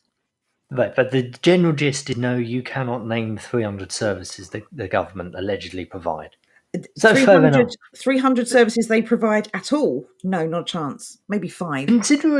Considering what this actually entails, that it doesn't take a conspiratorial mind to look at this and think, this sounds a little bit too 1984 for my liking. And this is how the newspapers are reporting on it. Is as if it's perfectly fine and normal. This is from the Telegraph. It's not fine. It's not normal. It's bloody stupid and bloody dangerous. Thing is, as well, it mentions things like driving license or benefits. Again, that's another nudge. Most people will need to access one or the other in their lifetime, considering as well that most people in work are having to top up with benefits. They're trying to pull you in by naming something you'll probably use. Mm-hmm. That will allow users to verify their identity using features already on their smartphones, such as facial recognition or fingerprint scanning. So who is making it so that you do need to verify your identity? Oh, the government. Okay, so the government has created a problem. The government has then created a solution, and now we're meant to be happy because now it's simple just to log in. No. Once again, go back to what I said earlier on. If an individual can't do it, why can somebody with a piece of paper do it? It's the same principle here playing out. Well, even then, the login process, they've definitely been overthinking this. Why can't you just have one password to log into the entire system? Why does it have to be your face or your thumb or your eye? The announcement comes after ministers scrapped their previous project. I wonder how much it cost before they stopped. To create a single login system for gov.uk called Verify. That's not sinister at all. The project, which was initially announced in 2013, was shelved in March of this year. After attracting fewer than 4 million of its predicted 20 million users. Oh dear, nobody bit. Right, so 1 minute. God. What they're saying is the nation that soundly rejected Tony Blair's biometric passports, didn't go along with a shiny version of biometric passports, but is now perfectly willing to go along with a shinier version of biometric passports. All in the space of between March and October. It's interesting as well, isn't it? The people who turned down the Tony Blair Institute of bad things are all for people showing their vax passport to just live their lives. I think there's a little fascist in everyone. I think there's a little tyrannical beast in everyone. Well, not quite everyone, thankfully. There are people here who absolutely disagree with it. But again, this idea of forcing and implementing rules and forcing other people to follow them. Don't like it, don't want it, never ask for it, bye-bye. He said, during the pandemic, people have had to interact with government services in a variety of new ways, including the NHS app and the vaccine booking service. It's interesting how they give it away. Exactly, they give it away, really. People have had to interact with the government. You should have just left it there, mate. All you needed to say. During the pandemic, people have had to interact with government. We've not wanted to. It's just been forced upon us. We typically don't like interacting with government. Who the hell in their right mind has ever gone out of their way? Who woke up one day and thought to themselves, you know what, lads? I want to go and interact with the government today. There's nothing as soul-destroying as standing in the bloody council office waiting for them to do something. I can't wait for it. Well, this ties in again to the nudge system. If you want people to do something, make it the path of least resistance. Make it easier for them. Exactly. They said this. They're very open about this sort of thing. They want to make it as simple and easy as possible because, as they've said, people are basically lazy. Yeah, people will go with the path of least resistance, and that's what they're aiming for. So are they going to replace the NHS app with this app? Or will this app be everything? Or will there be two apps that you now have to log in and one easy password? How does that work? I don't like this at all. So I just noticed it. One second, I'm going to highlight it. Okay, apparently I can't highlight it on the Telegraph. Fair enough. Anyway, ministers also... Yeah, but not really. I suppose it works. It turned green. Good enough. I like it red normally. Ministers also plan for the app to notify users of changes in government policy that will affect them, such as to their benefits or to act as a reminder for things such as when a driver's license is set to expire. There's no way that's going to be used for anything else. No way at all. Not like, when they said that you're going to get this emergency broadcast thing on your phone and you have to answer it. Oh no, is it you have to answer it? It's like the Australian thing. As was just like an emergency alert system, wasn't it? That's the self-mandate. Sorry, that is the state-mandated selfies. Take that, Jonathan. It's still the most ridiculous sentence. Bye-bye, mate. See you tomorrow. Yeah, that was ridiculous. They've also brought out a new mandate, just speaking of Australia real quick, the craziest thing ever. They've mandated that people attending protests now cannot wear masks in order to hide their face, or they'll get a fine. But if those same people don't wear masks to protect themselves from COVID and protect everyone else, guess what they're going to get? A fine, or worse. So it's like, wearing a mask is now illegal. Not wearing a mask is now illegal. If you engage in illegal behaviour, you'll get a fine. So the obvious message here is stay at home. Do as you're told. We're going to punish you no matter what. Absolutely ridiculous. Commenting on the new app plans, the Taxpayers Alliance. There's a Taxpayers Alliance. Yes. Who pays for them? Shock me. I actually don't know who pays for them. I've never looked into it. They warned it's the latest in a long line of costly government IT projects. That pretty much sums it up. I thought the sentence above was the single most government thing ever. They had to have a report to say that...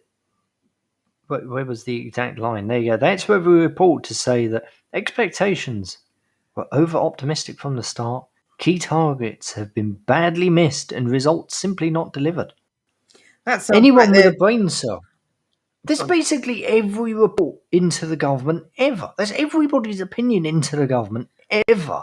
I was just They going to don't say do that's what they deja say vu they're over going to that do. COVID report. Oh, we made mistakes. Sorry, everyone who died. We made a few mistakes. Ridiculous. Just pathetic, wretched creatures. Live Free says, off topic, I think you'll find some useful ideas in Abbott Payson's. Let me say that again. Abbott Payson Usher's book called A History of Mechanical Interventions. Ooh, that sounds interesting. Thank you. That does sound good. Inventions, not interventions. Did I say interventions? You did. I'm not very well. Oh, this is wonder. This must be how you feel when I constantly stumble over things and you get to correct at least the word I say sounds like the word it is. You just make them up. Because I can't be bothered to read whatever they're saying. Why do I need to read? Why do I need to read lies? That's the general gist. Well, that's a good point. Okay, are there any other stories to get through? There was one more. It was one that you were very passionate about. I'm passionate about a lot of things. Oh God. It's your favourite. This was the nudgiest of all nudgiest headlines I've ever seen in my entire existence. The words in here are just cringe. GPs to get a £250 million injection to boost appointments ahead of winter. Talk about put it in the public consciousness. That's truly amazing. So GP surgeries will be given cash to pay temporary doctors and other staff to see more patients. So they're being paid extra to do their job. Didn't they make enough money off selling the vaccines? Absolutely ridiculous. Andrew did not specify if he would be taking orders in time for Christmas. I think his plan is to, on his own time, make a couple of belts. Andrew can correct me if that's wrong. Because he's just so incredibly busy. And then when he's got a couple available to sell, he'll announce that they're available and it'll be first come, first served. I think that might be the way he wants to do it initially until he's bought the rest of the equipment he needs and, has the supplies in place and so on.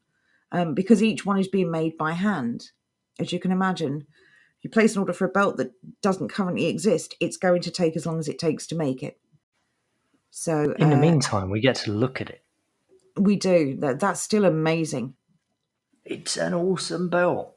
So Andrew has not learnt this skill. He doesn't come from a family that makes belts or works with leather. He's never worked in this industry. This is just, obviously, he's a natural. Yeah, he's done wonderfully at this. He has. As always, well done, Andrew. Absolute inspiration. The best thing of all, of course, is that Andrew truly enjoys doing this. What's that saying? If you find a job that you love, you'll never work another day. There you go. Yes, GPs were paid so much money to give out these boosters, and now they're like, oh, but we just need more money. Okay, whatever. Here's a question for the chat. Who plans on going to a hospital or a GP ever again in their life? Anyone? No. I'm good, thanks. Yeah, I'm good too. So anyone in this chat who still trusts any doctor or nurse with their health in the future? Those, of course, who are rolling out the agenda.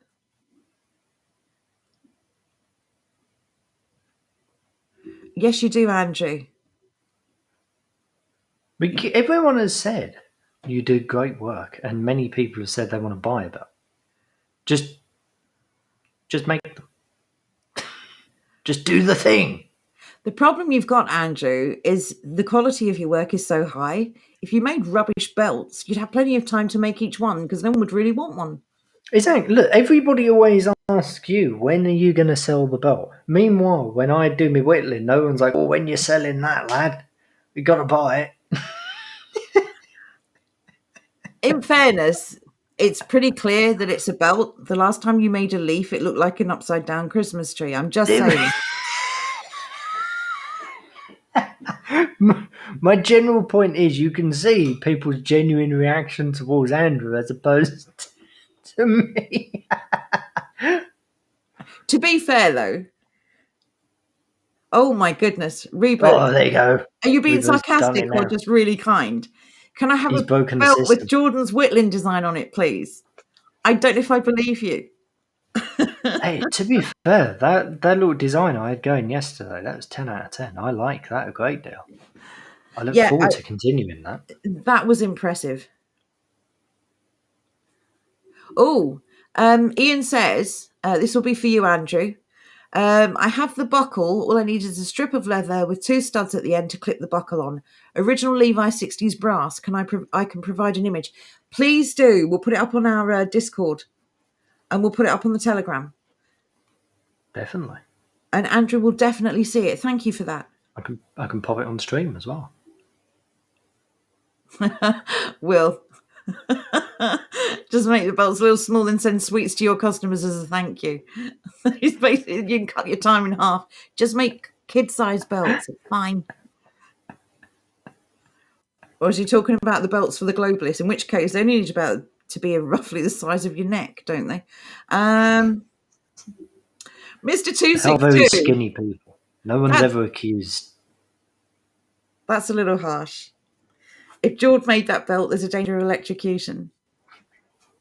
If I made it, there'd definitely be a chance of stabbing myself.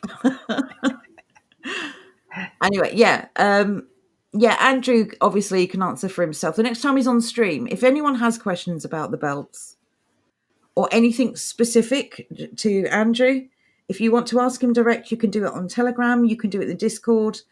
I kind of feel a bit bad answering for Andrew, but I feel it's much easier than him typing it all out.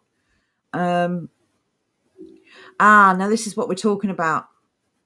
Mosaic, you're the first person to say yes. Although somebody else did mention a vet. Who was it said they'd go and speak to their aunt who's a vet? I'm sorry, I got distracted by the belt. To be fair, I would say this is reliant on your relationship with your doctor. If you have a doctor that you've been with all your life, sort of thing, and you know his character, you know what he's like, fair enough. There we go. I do not. I have only ever seen my doctor once, and it was basically like, hello, I live here now, and that was it. Yeah, it is about trust. This is all about trust, isn't it? Who you trust and why. Mm-hmm. So Mosaic Labrador says, I trust my family doctor who advised me not to let my family get the vac. Old country doctor that still does house calls. Oh, we're so envious. You're incredibly lucky. House calls. Anyone living in a city won't even remember having a house call, I should imagine, by now. Well, to be fair, give it a little bit longer, they won't even remember what it's like having a house. Well, that's true. Or a doctor. Or a doctor, for that. Yeah, anything, basically. If you live in a city, you're not going to have anything. You'll own nothing and be happy. My stepdad has some advice for you, Jordan. I think that you need to put an X on the parts you have to remove from the wood so that you don't get confused. That is an excellent idea and definitely one I will be doing. It is, especially with incompetent designs. Yeah. Exactly, because it is really quite tricky. Because you have to, even though it's 2D in front of you, you are creating it. You are digging into the material. You're taking stuff away. Yeah. So you are making it 3D. So you always have to keep that image in your mind. And there were definitely a couple of times last night I got myself a little confused. Yeah, exactly. And once it's gone, you can't put it back. Exactly. It's a removal process, not an additive. Oh, so Xanth has got one. A friend's doctor also advised against it. Well done. And Mosaic goes on to say, this same doctor comes around for a belt of whiskey on the weekends. That's a good relationship. Good for you. Oh, we're genuinely envious. Because I don't have an actual doctor. Well, I don't think I have a doctor at all now. I had a No, you practice. upset them by ignoring them. I ignored all the texts about the jab, yeah. My doctor is part of a practice, and although I had an actual doctor, I mean, this one's not so bad. This one that I had last, the one before it, I never saw the same person twice. And that's ridiculous. And I was with that surgery for about 4 years. Mm-hmm. So there's not even a continuation of a relationship like, oh, how have you been since I last saw you? And all the kind of the polite small talk. There's none of that. It's just a different person each time. Ian said, my doc's been okay with me, shrugged his shoulders at the difficult questions, but can still be reached using logic. He thinks I'm Nostradamus. That's amazing. That's amazing. Can we have some prophecies, oh great one? You should definitely keep him going on that one. That's so good. That's so good. He'll be coming to you soon, Ian. When it all goes to, he'll be coming to you. He'll be asking you, what do I do? I've got a knee ache. What does this mean, Nostradamus, Ian?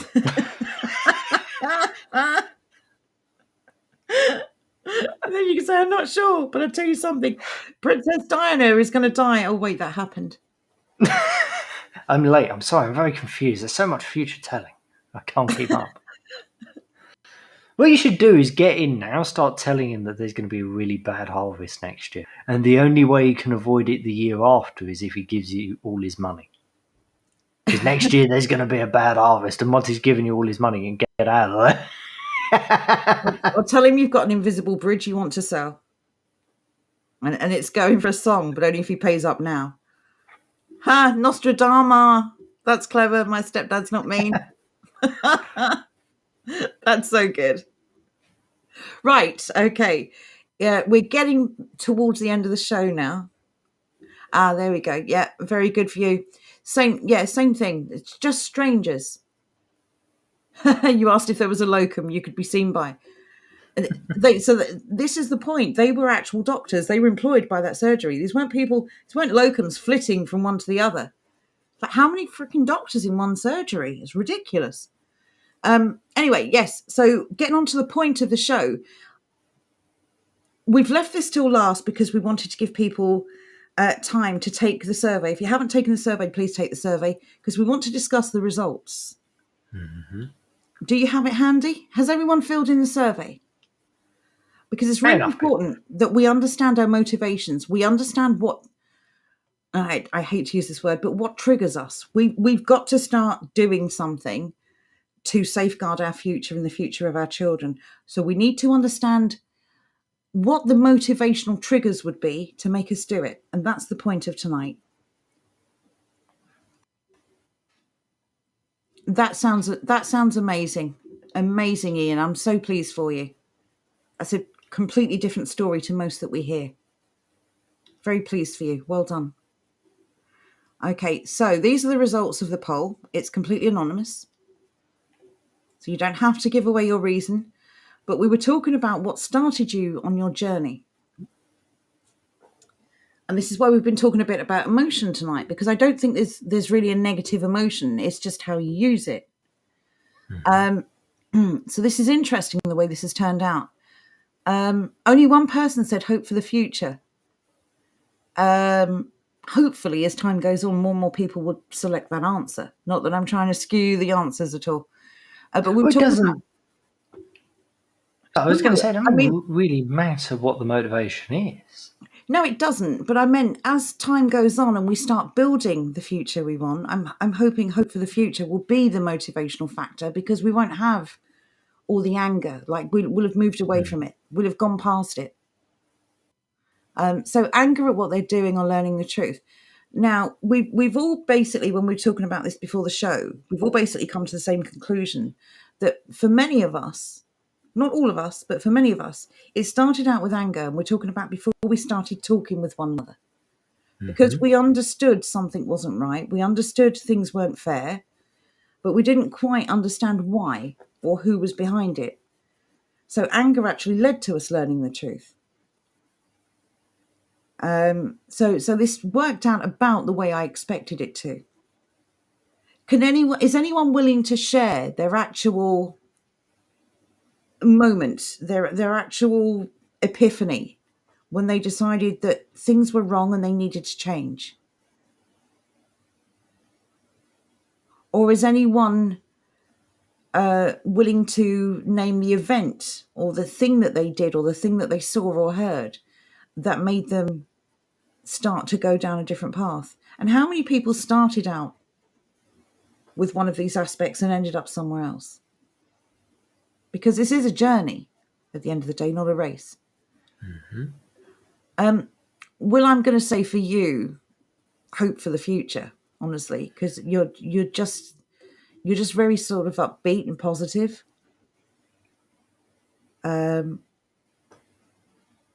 Right. Yeah, this is what I want to know. So the thing that kind of triggered a response in you that made you think, no more. This is not happening anymore. Right. So let me go through the ones related now to this poll. Zant said, learning the truth. Truth is powerful, and it's also a massive betrayal to learn that pretty much everything you know was a lie. A very good view also mentioned learning the truth. I felt that what they were saying. I felt that what they were saying was hiding something else, so finding out the truth was needed. Then I saw they were doing what they were doing everywhere. Then the anger came. So it was truth and anger. That's interesting. I think learning the truth would always lead to at least a little bit of anger. Yeah. For me, it Or was at the very anger. least, a little bit of frustration. I was inconsolable when I learnt the truth. As many people have, I watched, the first thing I ever watched was Europa. And I think once I got to sort of episode 3, I was just crying. Not just for the betrayal, for my personal betrayal, but all of the people that suffered needlessly because of this agenda. I was heartbroken. And that was when I decided no more. But that's also a very powerful series. It really hit me in the emotions. But yeah, that was it for me. I'm sure many other people have watched it and had the same reaction. Zant says the first lockdown. That first lockdown was pretty much when we all came together initially, wasn't it? Just after? Yes. It was late spring, wasn't it, that we started streaming? Well, you and I think before the lockdown, you and I started talking. No, I mean, What do you mean? on the channel. When we first started streaming together, you and I, talking about this stuff. Then yeah, it would be. Yeah. Ian says it's 2 weeks to stop the spread. Yeah, anyone remember those immortal words? Grappler says, I've been angry about the illegal immigration for decades here in the US. Well, immigration was one of the issues I had an issue with, which is why I started at anger. I could just see, these appalling things, and nobody seemed to care enough to stop it. So yeah, it was numerous things, but Europa was really the catalyst to get off my backside and do something, make something, build something. Tash says the 2015 migrant marches through Europe then became libertarian. The Merkel opening the border thing was another one of those catalyst moments for me. It's interesting as well now because I think that was perfectly timed for the Brexit vote. I don't know if, I just think to them everything is a game, everything is a chess move. But yeah, seeing these people sort of rampaging through our quiet towns and neighborhoods and seeing these almost defenseless people just being surrounded, it's a truly awful picture to have in your head. I forgot about 9/11. I would say 9/11 was my thing, although admittedly, like a number of years later when I started digging into that. Yeah, I think when 9/11, for us in the UK, when 9/11 first happened, for those of us who hadn't already started down that rabbit hole, it was just shock. It was a big deal, and we were just shocked, and it took a while to sort of get over that. I was an actual child when that happened, so the date itself, like the time period itself, not totally relevant. But a couple of years later, 7 or 8 years later, probably, I started actually looking into it. Dunblane was another one for me, because my son's school teacher lived there. So that was very close to home in that respect. Like it became personal. That one was always weird to me because even as a child, I found it very weird how they went along and just confiscated all those guns and then destroyed them. That was weird. I just remember seeing it on ITV News, just these guns going into a massive shredding machine. Yeah, Dunblane this isn't good. No, Dunblane was another false flag, child sacrifice. These people are sick. Wolfie says Chapeltown riots in the 70s. I don't know anything about this. I do apologise. I don't either. A long while before me.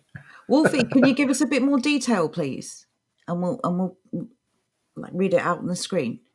I'm going to imagine 70s. That's going to be race riots. The only one that I can recall is the Tottenham ones. Is it Tottenham? No, you mean I'm thinking Blackwater Farm, but that's not the name, is it? That is actually. Oh, flipping heck! I'm trying to remember the name of the area. Brixton. There you are. Brixton. Yeah. What did I say? Tottenham. The Brixton riots. Well, I used to live quite close to Tottenham, and honestly, it's like riots went off there every day. Sir Francis says it was a number of things. Establishment Broadwater Farm Estate, Blackwater. It was a number of things, says Sir Francis. Establishment not accepting the Brexit vote was the last straw. Wolfie says, but then all the weird orange man hatred. Yeah, that was extreme. Yeah, that did a lot for a lot of people, I would say. I think a hell of a lot of people saw that and thought, no, this isn't normal. Wolfie also says Rotherham. Rotherham is probably the most recent big outrage. And again, it's one of those things, it's almost impossible to believe that this could happen on such a scale under their noses. And for them to publicly claim they didn't know anything about it. And then again, it comes out, oh, there's an investigation. Oh, we made mistakes. Every time you people make mistakes, people's lives are destroyed. And yet people still vote for you. It's so frustrating. Mosaic says, when they closed the schools and threw my children's lives into turmoil, it enraged me. Good. I'm glad you were enraged. Yeah, this is horrendous. If anyone is in any doubt that they're after the children now, just read the news. Honestly.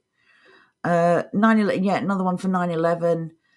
Will says, although I live in Florida, our government is almost tolerable here. Your government's actually not been too bad. My stepdad's not mean says, I was starting to look into things about 20 years ago. I felt that there was something off about the world for some time before then. It's interesting, isn't it? We've always pondered the difference between us and them, the conformists and the nonconformists.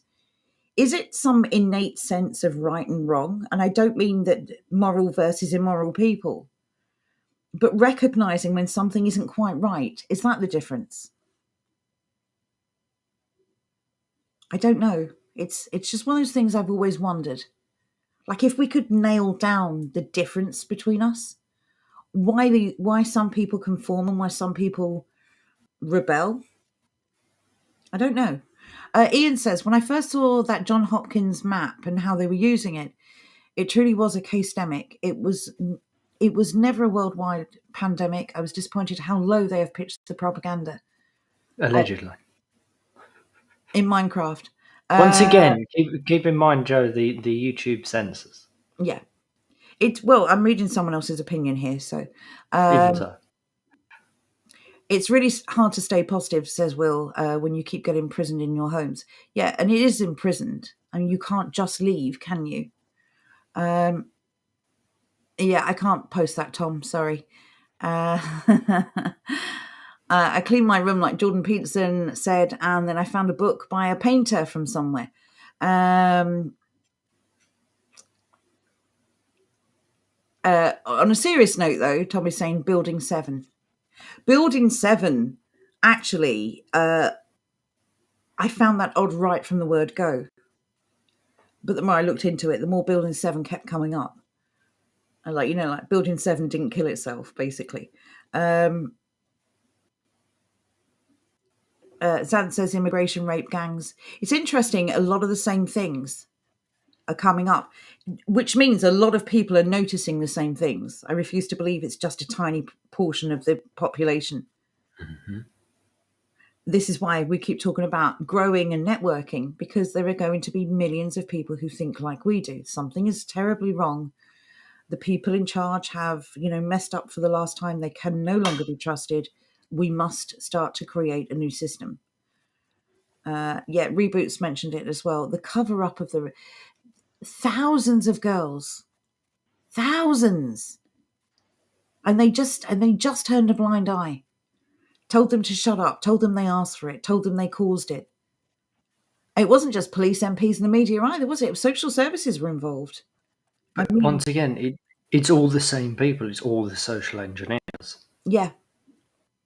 The police ultimately just enforce what the social engineers say, but the MPs, the media, social service, all of those wretched creatures, they are just engineers. And not that there's much to pick apart between sort of Labour and Tory in this country, but it's interesting that almost all of these towns where this occurred were Labour constituents. Mm-hmm. And whether that means something or not, I don't know. Maybe the Tories are just better at hiding it.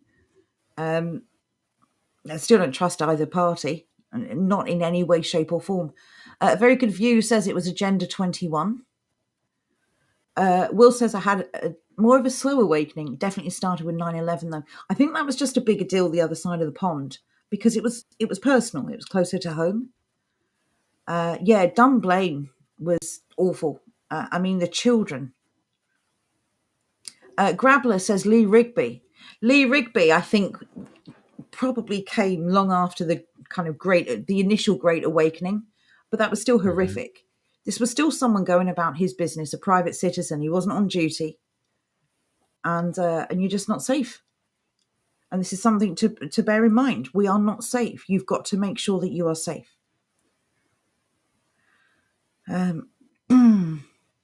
Zant says Bradford riots completely misreported at the time. I actually don't know the detail of this, Zant. If you'd like to give a bit more information, please.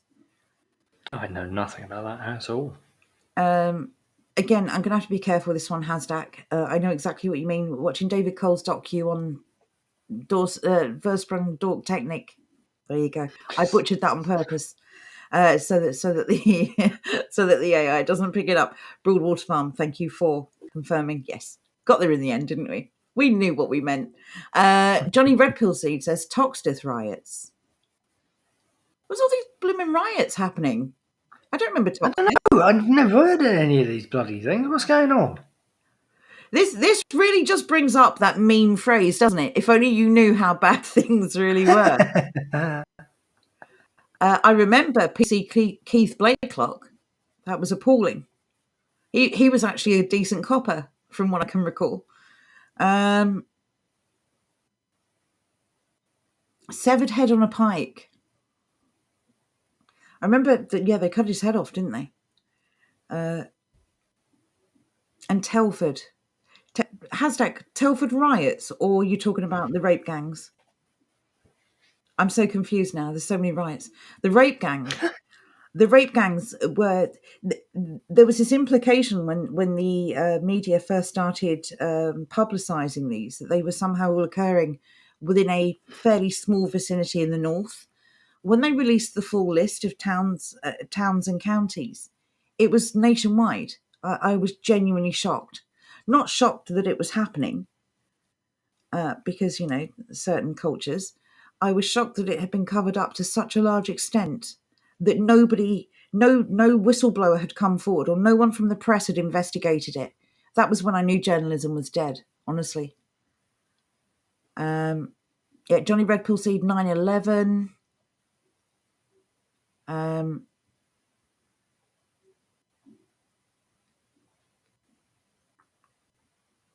Oh, nice one, Ian. Thank you. Yes. Yeah, we definitely want to utilise that knitting machine if you can find it.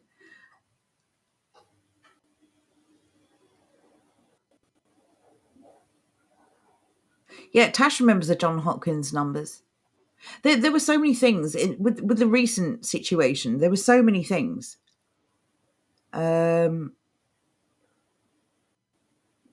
I don't know. It's just so when these things kind of acted as a trigger, like made you sort of rage and made you want things to change. Do you think we can take this powerful emotional reaction and turn it into something good? Because I think this rage can be a good thing if it's channeled productively.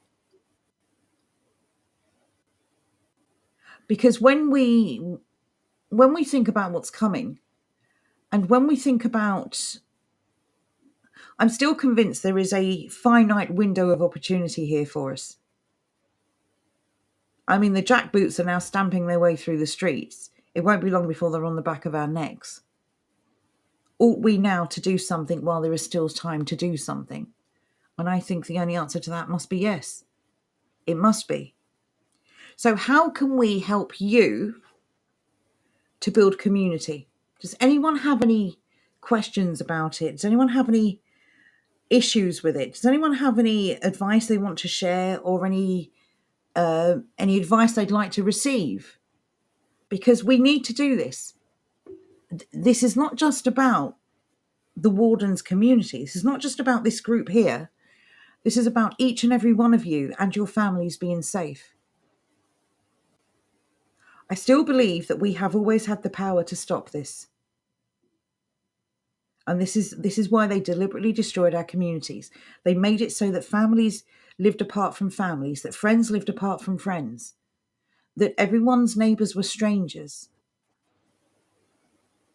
So what can we do to help any of you get these communities going, or join one? Maybe you don't want to create one. Maybe that's a bit too much. They'll never say that, Reboot. It's not part of the narrative. No one must deviate from the narrative. I like Phyllis Bear's comment. The angriest men become a blacksmith. We certainly will need blacksmiths. I mean, someone's going to make buckles for all of Andrew's belts.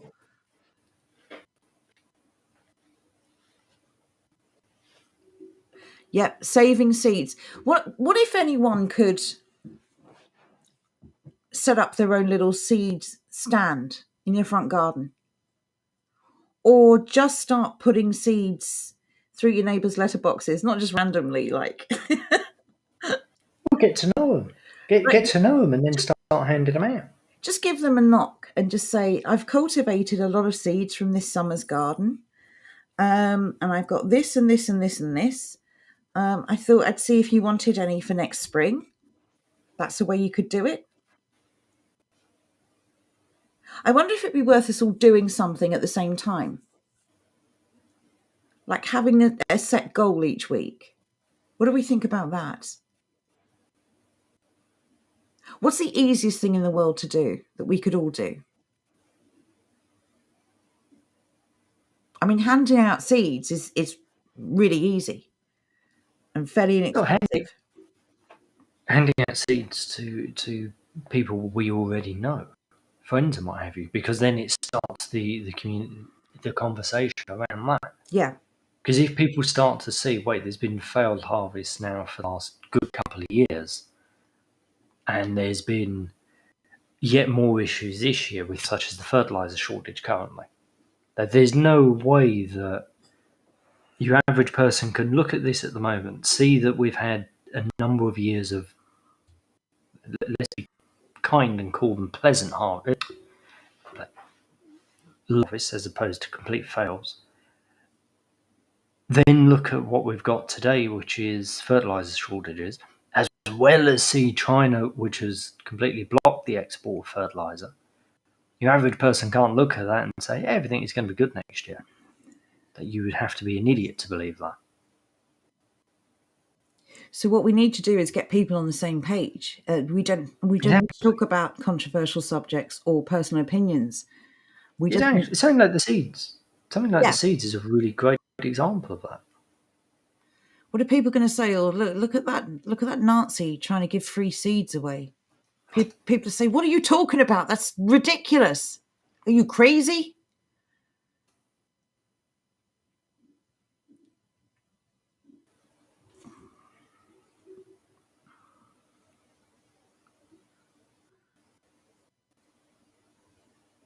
there are ways to do things that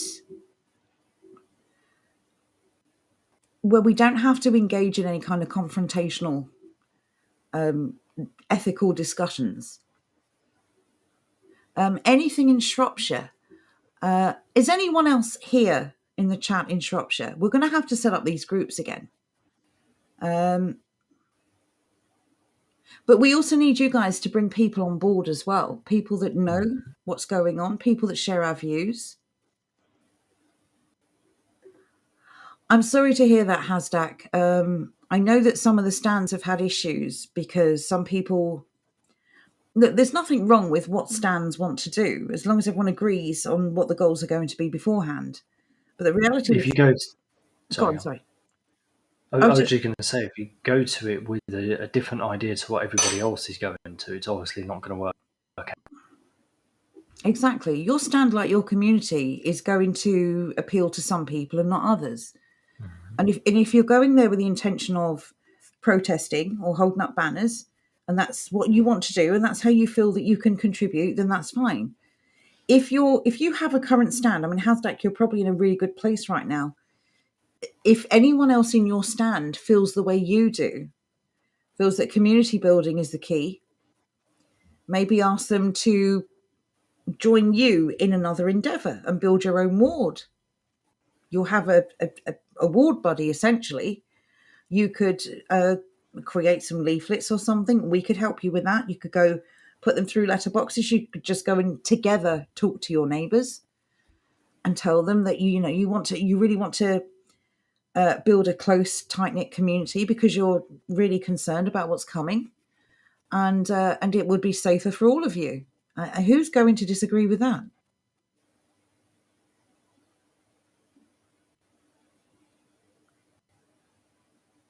People don't trust niceness. This is a real problem, isn't it? People don't trust good deeds anymore because they often come attached to liars. It's very hard to convince someone that you don't want anything from them except their time. It's pretty much the same issue we've had, actually. I don't know how many streams you've been on where you're not asked to contribute something other than your time. It's a bit of a damning indictment, isn't it, on society that this is viewed with suspicion. But this is, again, something we have to change. And the only way we can change this is by making this normal. We have to make good things normal again so that these things aren't viewed with suspicion. I'm hearing a lot of sort of individual things, like teaching yourself how to hunt, harvest and grow your own food. Yes, individually, I think you need to grow and you need to become self-sufficient. But why don't you do it with a buddy? Why don't you join up with someone else or a group? Because genuinely, I think you'll get a lot more done if you've got someone there to, like, if you can motivate each other. I think that would be a really good idea. I'd love to see if you guys come up with any ideas of how to get these started. And we'll cover this on the next stream because obviously it's getting quite late now. For your own safety, you cannot go through this alone. Simple as that. I just have I want to bring up. Mosaic Labrador says he made his own charcoal waterfalls. That is awesome. That's a really, really awesome skill to have. Where's that? Sorry. Was that the one I was on? It was just a moment ago. Ah, okay. I can't find it for the life of me. It keeps jumping up and down. But yes. Yeah, anything that's of use. Look, if you can make something for your own family and it's useful, you can make something for someone else. Just be useful to your neighbours. Be helpful. And it's crazy that this is a suspicious way to behave these days because people are so used to people being horrible to them or using them or wanting something from them. But I think that you'll find the people that we're in contact with online are a cross-section of society, just like as always. So you're going to find good people, bad people, people who just want to take from you, people who just want to help you. It's a cross-section. I think you'll find if you get offline and start, talking to your neighbours, you'll find there's another cross section. Not everyone's going to be on board with what you're trying to build, but the few who do, I think, will be really on board. At the end of the day, it doesn't benefit myself or Jordan if you have community where you live. Insofar as it doesn't benefit us personally, we don't gain anything from you doing this, but we're not here to make something off you. It does benefit us, though. I can't speak for some reason. It does benefit us, though, in the sense that the more of these communities exist, no matter what they call themselves, the more of these communities that exist and network, the safer we all are. It's really that simple. So the benefit is, yes, if you are safe, we all become safer. Every time someone creates or joins a community, we all become a little bit safer. Because these communities are going to have to fight back. People sitting in their own homes, not talking to their neighbours, I don't think they're going to do very well. I really don't. And we've seen the growth of tyranny in just the last year. Again, in 12 months' time, who knows what it's going to look like? Look at Australia. It's going to be even bigger and angrier. I think it will. They're not going to back down now. In fact, I would argue the power that they've stolen now, they have to keep going because the backlash would be enormous. They won't ever be able to give up what they've got. This is a one-way street. There's no turning back. There's no do-overs. They can't take it back. They can't pretend it was a mistake or an oversight. They will never give back the control that they've taken. And the only way to safeguard themselves now is to take more and more. To strengthen themselves and to weaken us. And the best way to beat them at this is to strengthen ourselves. And by default, you would be weakening them.